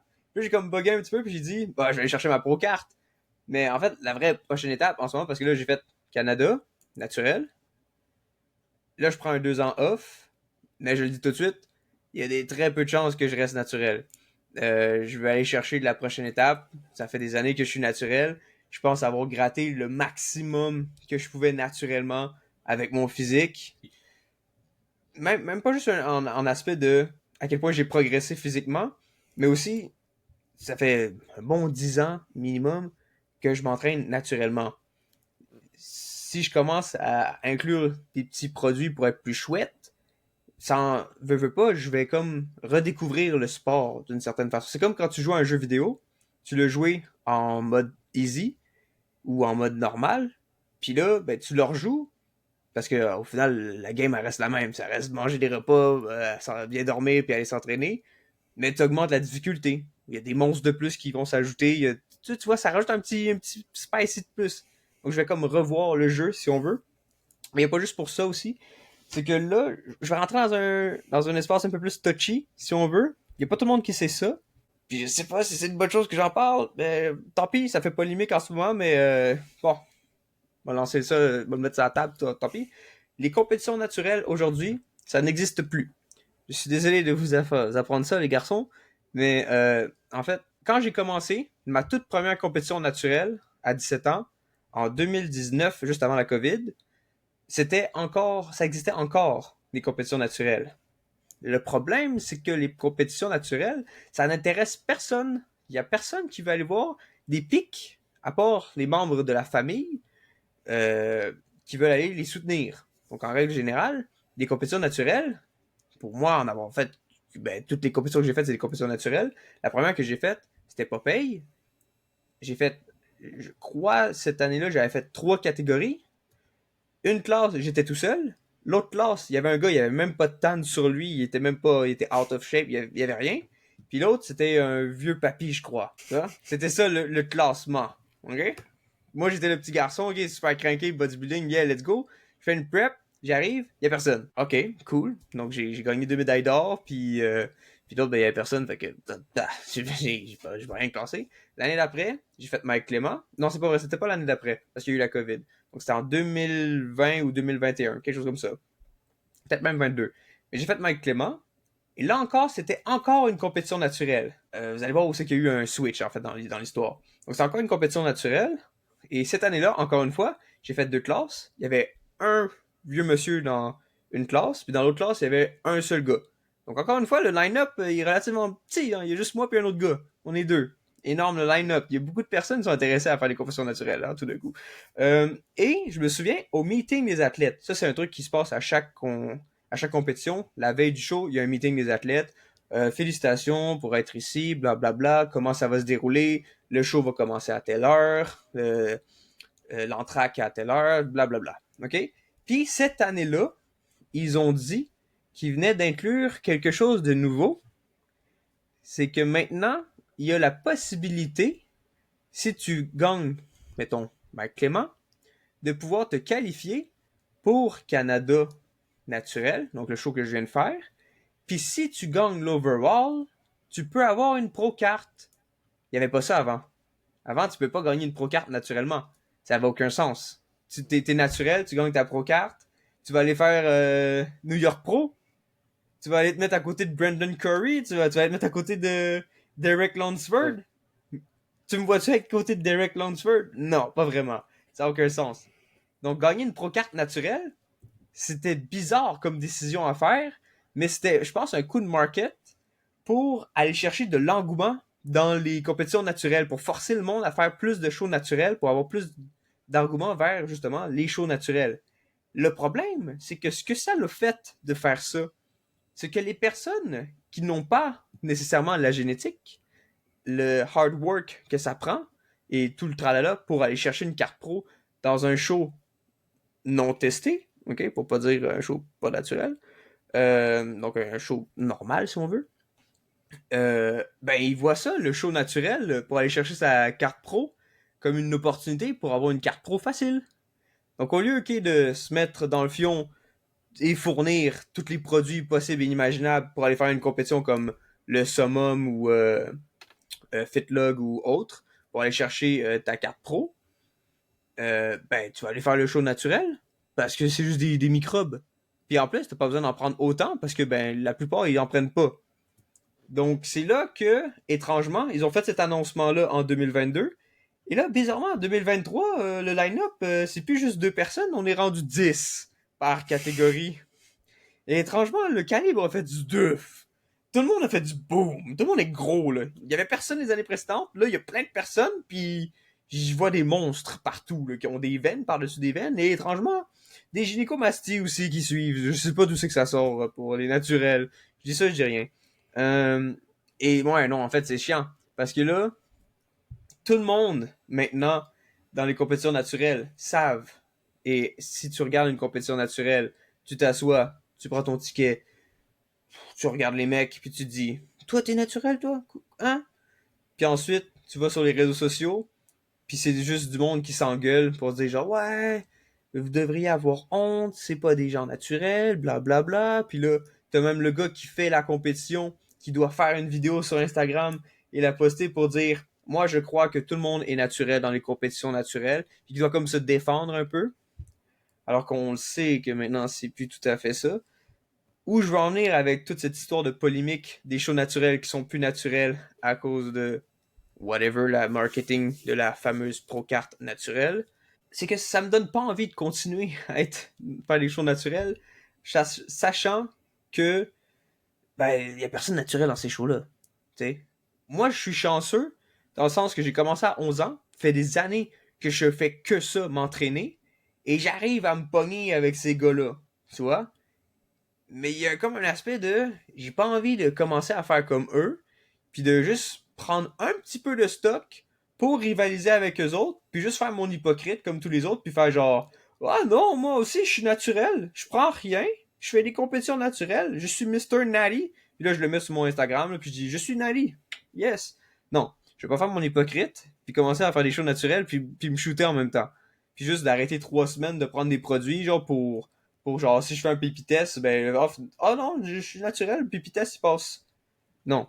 Moi, je vais juste laisser les shows naturels, puis je vais embarquer sur les shows non testés, tout simplement. Donc, je crois que j'ai fait le tour des shows naturels. Je veux dire, une médaille d'or de plus, une médaille d'or de moins, ça rajoute pas grand-chose. Puis à chaque fois, il y a encore la polémique de le gars est shooté, le gars est pas shooté, on sait pas, oui, non. C'est comme ça rajoute un... Comment dire? pour donner un exemple tout con, puis vous allez voir, c'est démotivant, en même temps c'est motivant, donc ça dépend de la perception de la chose. Je finis première place en bodybuilding à Popeye. Ça veut dire que je me qualifie pour l'overall. L'overall, j'ai fini deuxième. Le gars qui m'a battu à l'overall, shit, ses bras sont gros de même, il y a des veines partout, il y a des fesses striées. Tu le sais qu'il est louche, le gars. Tu vois, il y a même des bitch tits. Donc là, j'aurais pu gagner l'overall si j'aurais pas été naturel. Mais je suis naturel, donc j'ai fini deuxième. Donc, qu'est-ce que je fais? C'est quoi l'année prochaine? Qu'est-ce que je fais? Je veux juste m'entraîner plus dur, puis là, ben, je vais retourner, puis ça va être un autre gars sous stock, puis ben, c'est pour ça que je vais finir deuxième. Baf. Mais il y a encore l'aspect de, hey, j'ai fini deuxième du show dans l'overall, puis le seul gars qui m'a battu, c'était un gars qui était intense sous stock. Puis tous les autres, j'ai fini quand même en médaille d'or en bodybuilding et en bodybuilding junior. Et les autres, je sais pas, en fait, je peux pas dire majorité, je peux pas assumer, mais il y en a beaucoup qui justement ils prennent des produits. Moi, je suis pur naturel et j'arrive à rivaliser avec ces gars-là. Donc, il y a un aspect de là-dedans aussi que je vais chercher énormément de fierté. Je suis encore naturel dans un show naturel où c'est que, ben, il y a plein de pommes pourrites dans le lot. C'est plate, mais oui. Donc, je vais chercher énormément de fierté par rapport à ça. Mais en même temps, il y a un côté aussi que ok, j'ai fait le tour. C'est comme jouer à un jeu vidéo qui était vraiment le fun pendant des années. Puis là, le côté toxique du jeu vidéo est comme en train d'embarquer suffisamment où c'est que tu fais, est-ce que ça me tente de continuer à jouer à ce jeu-là? Je veux dire, c'est un petit peu trop toxique, là, ici, là. Je vais peut-être aller ailleurs, là. Je vais retourner sur Minecraft, tu vois, ça. Donc là, je suis en train de checker pour changer de jeu, si on veut. Pas dans le sens que je change de sport, dans le sens que il y a des bonnes chances. Si dans le futur, vous regardez, peut-être je parle dans une couple de mois, si tout d'un coup, tu regardes ma photo, puis tu sais, hein? Puis là, j'ai fait genre, ben, tu comprends que c'est parce que il y a plus juste du brocoli puis du poulet. Tu vois? Mettons, on va le placer comme ça. Mais tu me verras jamais sur mon profil écrire Monsieur Nadi ou je sais pas quoi. Puis en même temps, tu me voir super big avec des veines partout qui partent en sucette. Je risque probablement jamais vraiment de parler de ce que je vais prendre dans le futur. Parce que autant que je suis comme. Pas pour dire que je suis pour, dans le sens que tout le monde comprenne qu'il y a des produits en jeu puis whatever. Puis je veux pas faire mon hypocrite par rapport à ça aussi. Mais je veux pas en parler parce que j'ai pas envie de le promouvoir. J'ai pas envie de dire genre ouais moi je prends ça et ça. Puis que là, ben qu'il y a du monde qui fait genre ah ben si toi tu prends ça et ça, moi aussi je devrais prendre ça et ça.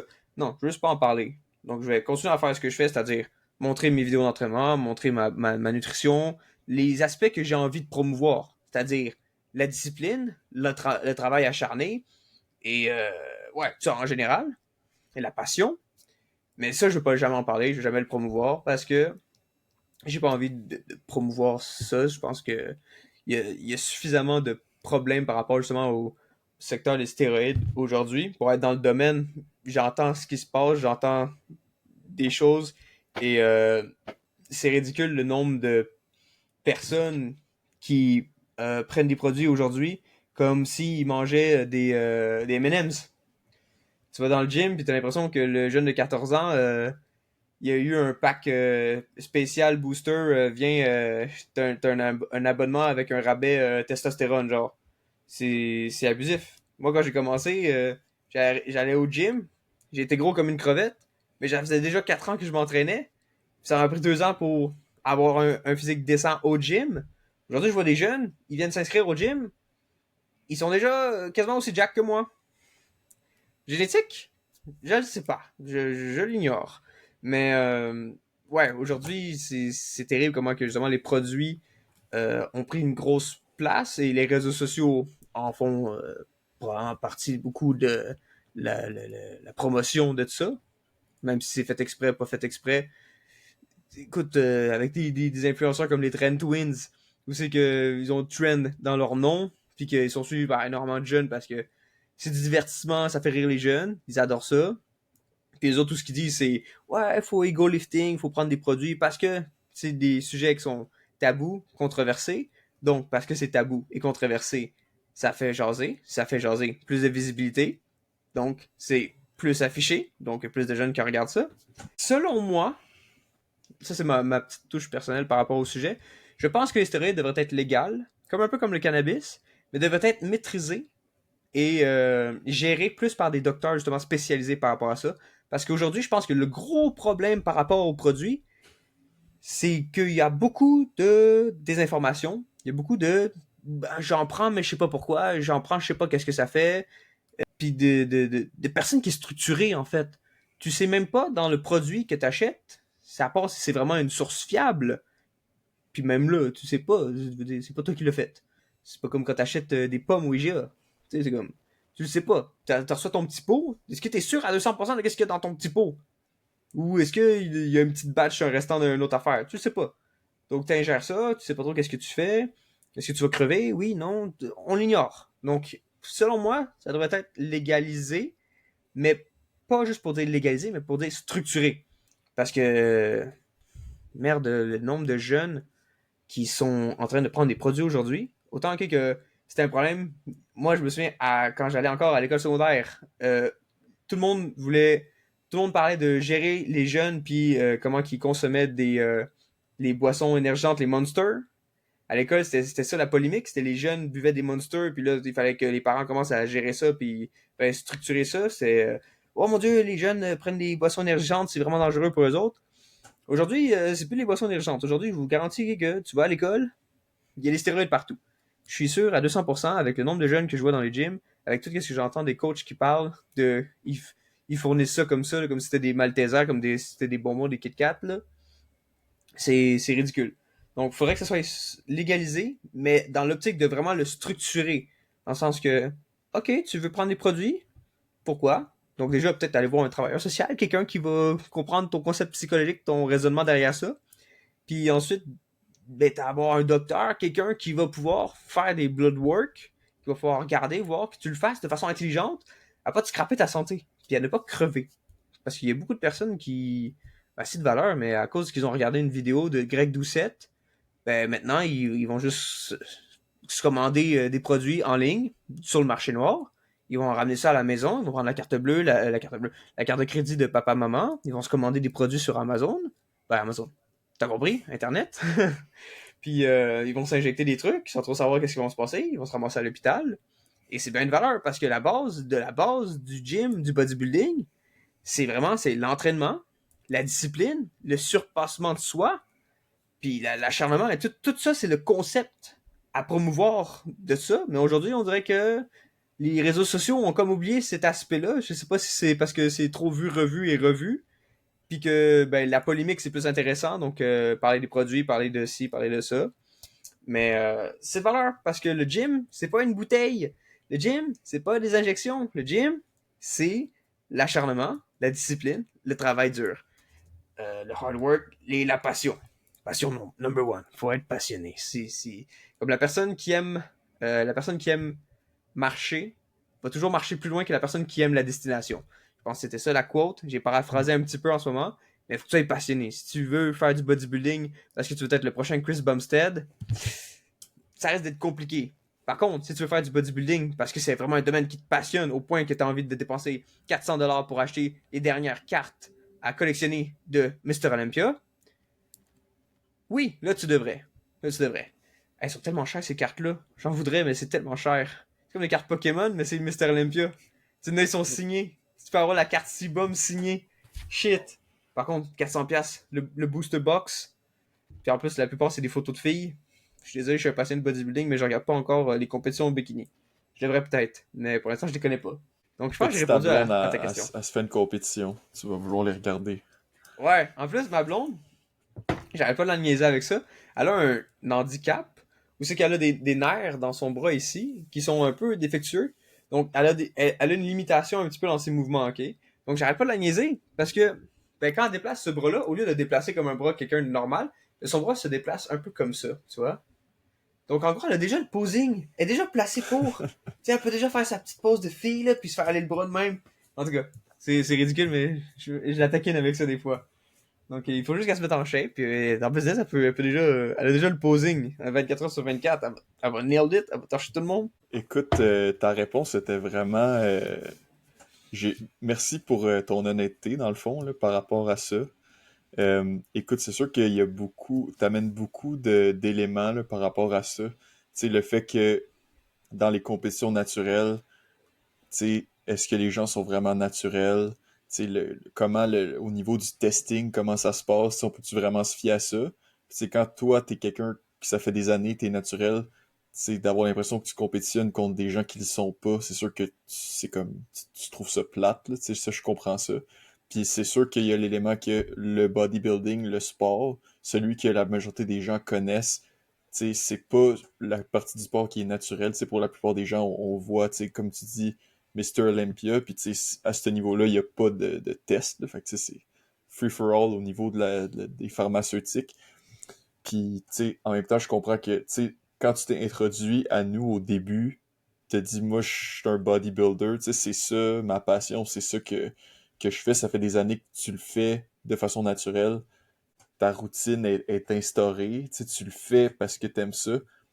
Fait que, tu sais, ta décision de prendre des stéroïdes ou pas, tu sais, je pense que, contrairement à bien des gens, t'es quelqu'un que si tu décides d'en prendre ou pas, tu sais, t'es bien placé pour prendre la bonne décision, tu sais, par rapport à ça. C'est sûr que il y a des trucs à réfléchir, tu sais, par rapport, tu sais, à ta santé, c'est sûr, tu sais, puis à comment c'est encadré, puis comment, tu sais, tout ça. Tu sais, c'est sûr que c'est des choses à faire attention, puis tout à considérer, mais en même temps, tu sais, si toi, c'est vraiment ça que tu veux dans ta vie, tu sais, je suis qui pour te dire que tu devrais pas faire ça, tu sais, tu sais, on fait tous des choix, puis, tu sais, that's it, là. C'est sûr, au niveau de ta santé, il y a des enjeux, mais, tu sais, on se le cachera pas, là, que si tu veux devenir vraiment un bodybuilder professionnel, les chances que tu t'y rendes de façon naturelle sont pas mal limitées, là. Mm. Je sais pas qu'est-ce que t'aurais quelque chose à ajouter par rapport à ça, William? Ouais. On va sûrement faire des podcasts par rapport à ça, là. Euh, ben, pas nécessairement par rapport aux stéroïdes, là, mais tu sais, tout en lien avec les réseaux sociaux, tu l'as très bien expliqué, mais tu sais, le gars que ça fait 10 ans qu'il s'entraîne naturel, qu'il se définit littéralement comme un bodybuilder, qui connaît vraiment ses affaires, puis qui va faire des blood work, puis tout ça, s'il me dit qu'il va prendre des stéroïdes, je suis comme, OK, mais tu sais, sa décision est déjà faite. Tu es un bon candidat pour faire des protocoles semblables, mais le problème est vraiment que c'est rendu genre juste mainstream de genre prendre des stéroïdes quand tu as 15 ans puis que tu t'es jamais entraîné de ta vie. Puis avec les influenceurs maintenant fitness, genre ils ont vraiment créé comme une proximité avec les gens. Ben, je pense que c'est ça l'objectif d'être influenceur. Mais aussi, ils ont comme banalisé la prise de stéroïdes. Donc, vraiment, c'est rendu comme normal de s'entraîner 6 mois, voir pas tellement de changements, surtout si on y va tout croche. Puis juste de dire, ben, je vais prendre des stéroïdes. Puis, tu sais, c'est des gars qui banalisent, comment t'appelais ça, la gynécomastie? Je me rappelle plus comment tu. Gynécomastie? Tu Ouais, parles c'est des Ouais. ça. bitch tits? Ouais, Ouais. exactement, exactement. Ah, Puis, tu sais, il va venir banaliser ça, puis j'enlève 10 ans sur ma vie, mais c'est pas grave. Will Tennyson, il a fait une excellente vidéo là-dessus où il va dans un gym, il veut juste demander à du monde s'ils prennent des stéroïdes, s'ils veulent en prendre. Puis t'as des gens littéralement qui ont pas de shape, mais écoute, épouvantable, probablement qui ont pas nécessairement de bonne génétique non plus, puis qui ont juste pas d'expérience dans le gym, ils sont juste comme, ouais, j'en prends déjà. Puis là, t'es comme, quoi? Genre, fais au moins 10 ans de bodybuilding naturel avant. Tu sais, entraîne-toi vraiment longtemps. Assure-toi que c'est vraiment ta passion avant de prendre des produits dopants, là. C'est vraiment un must selon moi, là. Tu l'as vraiment bien expliqué avec des nuances importantes. Puis c'est ça, on a vraiment un gros problème avec les jeunes, là. Je sais pas si tu as vu le documentaire Adonis qu'ils ont fait à Télé-Québec. C'est ça. C'est vraiment le documentaire à voir si vous voulez voir la problématique. Ça va devenir un problème de santé publique à un moment donné. Selon toi, Anthony, ça l'est déjà. Ce documentaire-là présente vraiment le problème. ouais, puis, tu sais, c'est ça, qu'est-ce qui est vraiment plate là-dedans, c'est que quand t'es adolescent, tu sais, t'es pas assez mature pour prendre une décision comme ça de commencer à prendre des stéroïdes, tu sais, tu sais, à quel point ça peut affecter ta vie dans le futur. Tu sais, ça fait 6 mois que tu t'entraînes, t'es pas rendu là, t'as pas la maturité, puis t'es pas rendu assez loin pour vraiment savoir si t'aimes ça à ce point-là, tu sais. Puis l'affaire, c'est que souvent, les gens, tu sais, ils savent pas comment s'entraîner, ils savent pas comment se nourrir comme du monde. Tu sais, toute la routine de bodybuilding, si on veut, ils sont même pas là. Il y a tellement de progrès qui pourraient être faits, tu sais, facilement, un peu, comme on pourrait dire. Puis, mettons, la shape qu'ils vont avoir en prenant les produits, ils auraient pu l'atteindre aussi facilement, naturellement, juste avec une progression normale, puis juste en apprenant plus sur qu'est-ce qui est important, comment faire ça comme faut, etc. Fait que ça, je trouve ça dommage. Puis, tu sais, t'es juste pas là. Tu peux pas. Tu sais, on ramène. Tu sais, moi, je me souviens de moi à 15 ans ou à 16 ans, là. Je faisais juste gamer, puis j'allais à l'école, puis genre, je sais pas, là. Tu peux pas prendre des décisions pour ta vie qui va affecter le reste de ta vie après, là. C'est comme. C'est pas le moment, tu sais. Ça, c'est sûr que je trouve que c'est un problème, là. Tu sais, si t'as jamais fait de compétition de bodybuilding, tu sais, que ce soit naturel ou, tu sais, pourquoi tu vas prendre des stéroïdes? Genre, je comprends pas le but. Parce que je suis sûr que n'importe qui, si il fait ça comme du monde, il est capable d'atteindre un physique qui va être satisfait. S'il veut pas faire s'il veut pas faire de la compétition, si tu veux faire de la compétition, etc., ça je comprends. Mais si tu veux juste comme être en shape pour toi, pour aller sur la plage puis avoir l'air de quelqu'un qui s'entraîne ou tu vas avoir de la confiance en toi, etc. T'as pas besoin de prendre des stéroïdes. Moi, je, moi, je le comprends pas, mais tu sais, c'est sûr que comme tu dis, sur les médias sociaux, on voit tellement des choses impressionnantes, que ce soit des gens qui ont des génétiques incroyables ou des gens qui, malheureusement, prennent plein de pharmaceutiques. C'est sûr que c'est comment moi je veux ça, mais tu sais, je trouve aussi que, tu sais, moi, j'ai jamais fait de compétition de bodybuilding, mais tu sais, l'entraînement, puis le genre de lifestyle de bodybuilding, tu sais, de faire attention à ce que tu manges, d'aller t'entraîner, protéines, de te reposer. Tu sais, toute cette routine-là, c'est un peu ça ma vie, un peu que j'ai, là. Tu sais, c'est pas comme toi, là, tu sais, parce que je fais pas de compétition, etc. Mais tu sais, moi, il y a quelque chose là-dedans qui m'attire, tu sais, comme t'en as parlé tantôt, là, de je veux m'améliorer à chaque jour. Tu sais, à chaque jour, tu fais quelque chose pour toi. Tu sais que tu manges bien, tu sais que tu vas faire un entraînement, tu as réussi un entraînement, tu as fait quelque chose de positif pour toi à chaque jour. Même si toutes les autres places de ta vie, ça va pas bien, tu sais qu'au moins tu as fait quelque chose pour toi. Tu sais, moi, je trouve que c'est tellement quelque chose d'important pour moi, puis de m'améliorer constamment, de venir prendre des stéroïdes, puis de comme un peu gâcher ça, puis de ruiner un peu tous les efforts que tu fais. Tu sais, quand on parle de quelqu'un qui fait ça juste pour le fun, tu sais, moi, je le comprends pas, puis je trouve ça dommage. Mais, tu sais, toi, je sais que c'est comme c'est vraiment différent, là. Si tu veux te rendre au niveau professionnel, puis, tu sais, tu sais, t'as l'air d'avoir une tête sur ses épaules aussi, de comprendre un peu c'est quoi les risques. Tu sais, tu parlais d'un docteur, tu sais, si t'es accompagné, si t'as genre, tu sais comment faire ça de façon saine. Tu sais, je pense que ça peut être possible. Mais par rapport à ça, j'avais un peu une dernière question. En tout cas, nous, on étudie en nutrition. Puis des fois, en nutrition, c'est très... en tout cas, en ce moment, tu sais, c'est beaucoup un milieu où est-ce on est plus dans le « Ah, faut être intuitif, nanana, faut comme se laisser aller. » Puis tu sais, le bodybuilding, veux pas, c'est un peu plus comme routine, un peu plus carré. Tu sais, tu suis des choses comme ça. Tu sais, là, on a parlé, des fois, il y a des problèmes au niveau des stéroïdes, etc. Qu'est-ce que tu penses des gens qui disent que le bodybuilding, ça peut être un sport qui est toxique? Tu sais, c'est un peu vague, là, un peu flou. Mais comme ça serait quoi ta réponse à ça? Puis, tu sais, tu nous en as parlé de qu'est-ce que ça t'a apporté dans ta vie. Mais genre, toi, qu'est-ce que tu penses de ça? Genre, tu penses-tu que c'est toxique? Pourquoi? Pourquoi pas? Qu'est-ce que tu répondrais à ça? Je dirais que ça dépend du point de vue de la personne. Mhm. Parce que c'est sûr que, mettons, je fais un contraste relativement simple. De deux côtés, t'as une personne, on va dire Joe Louis, quelqu'un de bien normal, que lui, il a eu une vie comme tout le monde, c'est-à-dire il est allé à l'école, il s'est cherché une petite copine, il allait dans les soirées, il allait boire un petit peu d'alcool avec ses potes, il sortait les fins de semaine, il s'amuse avec les personnes, il a un travail, il fait des voyages durant l'année, tu sais, il a une vie normale. Il se prive pas, mettons. Puis de l'autre côté, t'as Anthony, qu'il a pas d'amis, il sort pas, il boit pas d'alcool, il voyage pas, il va rarement dans les soirées parce que ben quand il est en prep, si c'est la fête de ta cousine, puis que vous allez déjeuner au restaurant, ben c'est plate d'avoir Anthony dans le coin qui est assis puis qui boit son verre d'eau. Tu sais, donc c'est pas intéressant. Donc je pense que ça dépend du point de vue, ok? Parce que c'est sûr que si tu prends du point de vue de Joe Louis, que lui, ben, il a une vie bien ordinaire. Puis que là, tout d'un coup, il regarde ma vie à moi, puis qu'il se dit, mais c'est quoi cette vie de merde? C'est quoi ça? Là? Tu sors pas, tu bois pas d'alcool, tu prends pas de drogue, tu... drogue récréative, là, du pot, du whatever. Tu voyages pas, tu fais rien. C'est quoi ta vie? Elle est plate.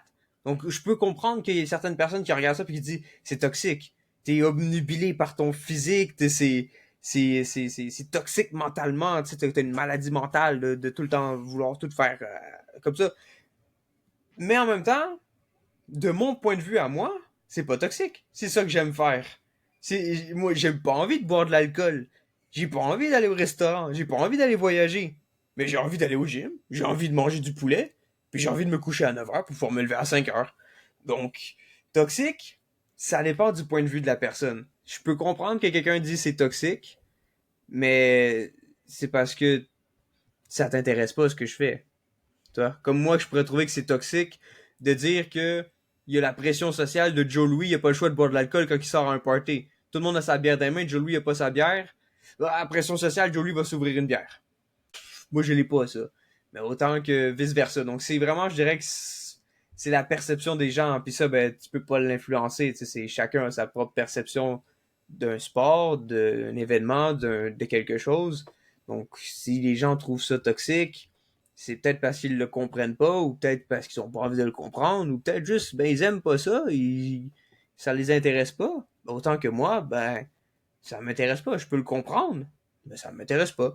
Donc, toxique, je peux dire oui, mais dans le sens que c'est propre à chacun. C'est vraiment ta perception que tu vas accorder au sport ou autre. C'est comme les personnes il y avait David Goggins qui est allé à un podcast, puis à un moment donné, je me souviens plus c'était qui la personne du podcast, mais il avait dit, t'as-tu vu la vidéo des militaires qui doivent chanter Happy Birthday en même temps de se faire spray du gaz lacrymo, quelque chose comme ça. Puis que là, la plupart sont en train de s'étouffer.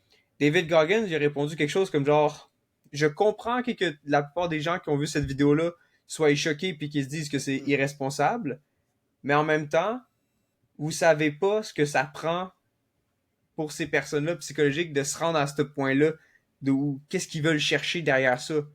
Vous êtes pas dans les shoes de ces personnes-là. Autant que moi, je fais un leg day au point de me faire vomir, toi, tu vas juste voir un doute qui se pousse trop intensément, qui doit avoir un problème mental pour se pousser à ce point-là, comme quelqu'un, mettons, par exemple, qui serait anorexique ou boulimique, qui va aller faire vomir. Tu vois juste l'aspect négatif, mais tu vois pas ses motivations derrière. Bon, c'est sûr que là, boulimie puis anorexie, c'est une maladie mentale. Peut-être qu'on pourrait dire que le bodybuilding, c'est une maladie mentale. Personnellement, moi, je retire du plaisir plus qu'autre chose. Je sais pas si c'est un boulimie qui retire du plaisir à aller se faire dégueuler. Là encore, je divague un petit peu, mais je pense qu'on peut comprendre aussi que je m'enligne avec ça. Dans le sens que, de vue extérieure, de quelqu'un qui fait même pas ce sport-là, de me voir m'entraîner au point de saigner du nez, il va se dire c'est impossible que ça soit bon, c'est toxique. Rien que ma grand-mère, hier soir, je suis allé chez ma grand-mère, on a mangé un pain de viande, puis les autres, ils m'ont vu là, durant ma prep, là, quand j'étais complètement misérable et à HS, aucune énergie, et que j'avais mon assiette de poulet, de petits pois, puis j'étais genre... puis j'étais en train d'avoir l'air d'un mort, là, tout simplement, là, quelqu'un qui devrait juste aller à l'hôpital. Puis ma grand-mère, elle me l'a dit, je comprends pas pourquoi tu fais ça, c'est pas bon, c'est clairement pas bon pour toi. Alors qu'en théorie, qu'est-ce que je fais? Je fais juste manger des légumes et du poulet, j'ai une alimentation super saine et je m'entraîne. Mais je le pousse à l'extrême. Donc oui, de vue de l'extérieur, les gens vont se dire que c'est pas bon. Et effectivement, une compétition, c'est pas santé. Se rendre aussi bas au niveau de ton body fat, c'est clairement pas bon pour la santé. Il y a personne qui va dire que c'est bon pour la santé. Il y a rien de bon là-dedans. Mais je pense que comme dans tout et n'importe quoi, il y a une façon de le faire, puis que ce soit correct, dans le sens que ce soit bon. C'est comme n'importe quel sport, je pense, peut être bon pour la santé. Mais je pense que n'importe quel sport, pris à l'extrême, ou n'importe quoi, en règle générale, poussé à l'extrême, va finir par avoir des aspects négatifs. Donc moi, je suis un bodybuilder, donc je suis basically juste quelqu'un qui fait de la remise en forme, qui s'entraîne, sauf que c'est à l'extrême. Donc parce que c'est à l'extrême, ben il y a des trucs qui viennent avec. Donc, je pense que n'importe quoi qui est poussé à l'extrême peut avoir ce petit commentaire de c'est toxique. Autant un jeune, tu sais, les jeux vidéo, ça existe pourquoi? Parce que c'est un divertissement, c'est amusant. Autant les séries Netflix ou autres. Donc, quelqu'un qui joue 30 minutes par soir, ça va. Quelqu'un qui passe sa vie au complet juste à manger des chips puis qui arrête pas, c'est toxique. Il y a un problème à quelque part. Netflix, il y a une série qui sort, t'écoutes un épisode une fois semaine, ça va. Tu tapes la série au complet en une soirée jusqu'à ce que tu sois poqué, t'es pas capable de travailler le lendemain, t'es peut-être allé tout fort encore une fois. Donc, c'est une question de perception, encore une fois. Mais oui, je peux le comprendre qu'on peut dire que c'est toxique. Mais personnellement, moi j'aime ce que je fais. Je vais continuer à le faire, que tu me dises que c'est toxique ou pas. Ton avis, je vais la prendre en considération. Mais je risque pas de changer du jour au lendemain juste parce que toi tu trouves que ce que je fais c'est toxique. Donc moi j'aime ça. Toi tu t'aimes pas ça. Tu le comprends pas. C'est correct. T'as le droit. Tout le monde a le droit à son opinion à un certain point. Je veux dire. Il y a pas. Il y a personne qui a la vérité absolue. Il y a personne qui l'a. À part la science, peut-être, à un certain domaine, puis encore là, ils aiment beaucoup la règle du 99% sûr, là, parce qu'on peut jamais être sûr à 100%. Je pense qu'il y a personne qui a la vérité absolue. Je pense qu'il y a beaucoup de gris dans la plupart Mm. des vérités. Puis, encore là, ça dépend de la perception. Tu prends l'information. Est-ce que tu veux y croire? Oui, non, peut-être. Puis, est-ce que ça rejoint tes valeurs à toi? Rendu là, c'est de ton ressort personnel à toi de faire tes décisions par rapport à whatever. Donc, j'espère que ça va répondre à la question.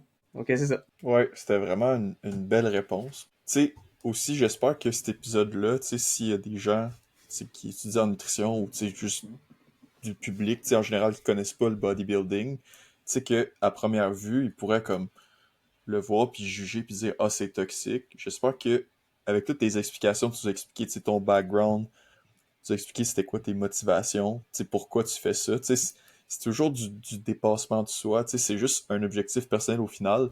Puis j'espère que ça va, les gens vont pouvoir avoir une perspective un peu différente puis mieux comprendre pourquoi les gens pourraient vouloir faire du bodybuilding puis en quoi oui il y a des aspects que surtout quand on parle de compétition quand on parle de gens qui veulent prendre, par exemple, des drogues, etc., ça peut devenir toxique. Tu sais, c'est comme sur la ligne un peu, mais en même temps, tu sais, la compétition, c'est comme un aspect, mais overall, tu sais, c'est aussi tout le reste de l'année, puis tu sais, tu compétitionnes pas chaque année non plus, tu sais, d'avoir une routine, une structure, tu sais, tu fais de l'activité physique, tu sais, tu fais attention à ton alimentation, tu manges des protéines, tu manges des fruits, des légumes, etc. Tu sais, tu priorises ton sommeil, sais, je pense que tu parlais de ah, tu sais, moi j'aime pas ça, sortir au bar, etc., prendre de l'alcool.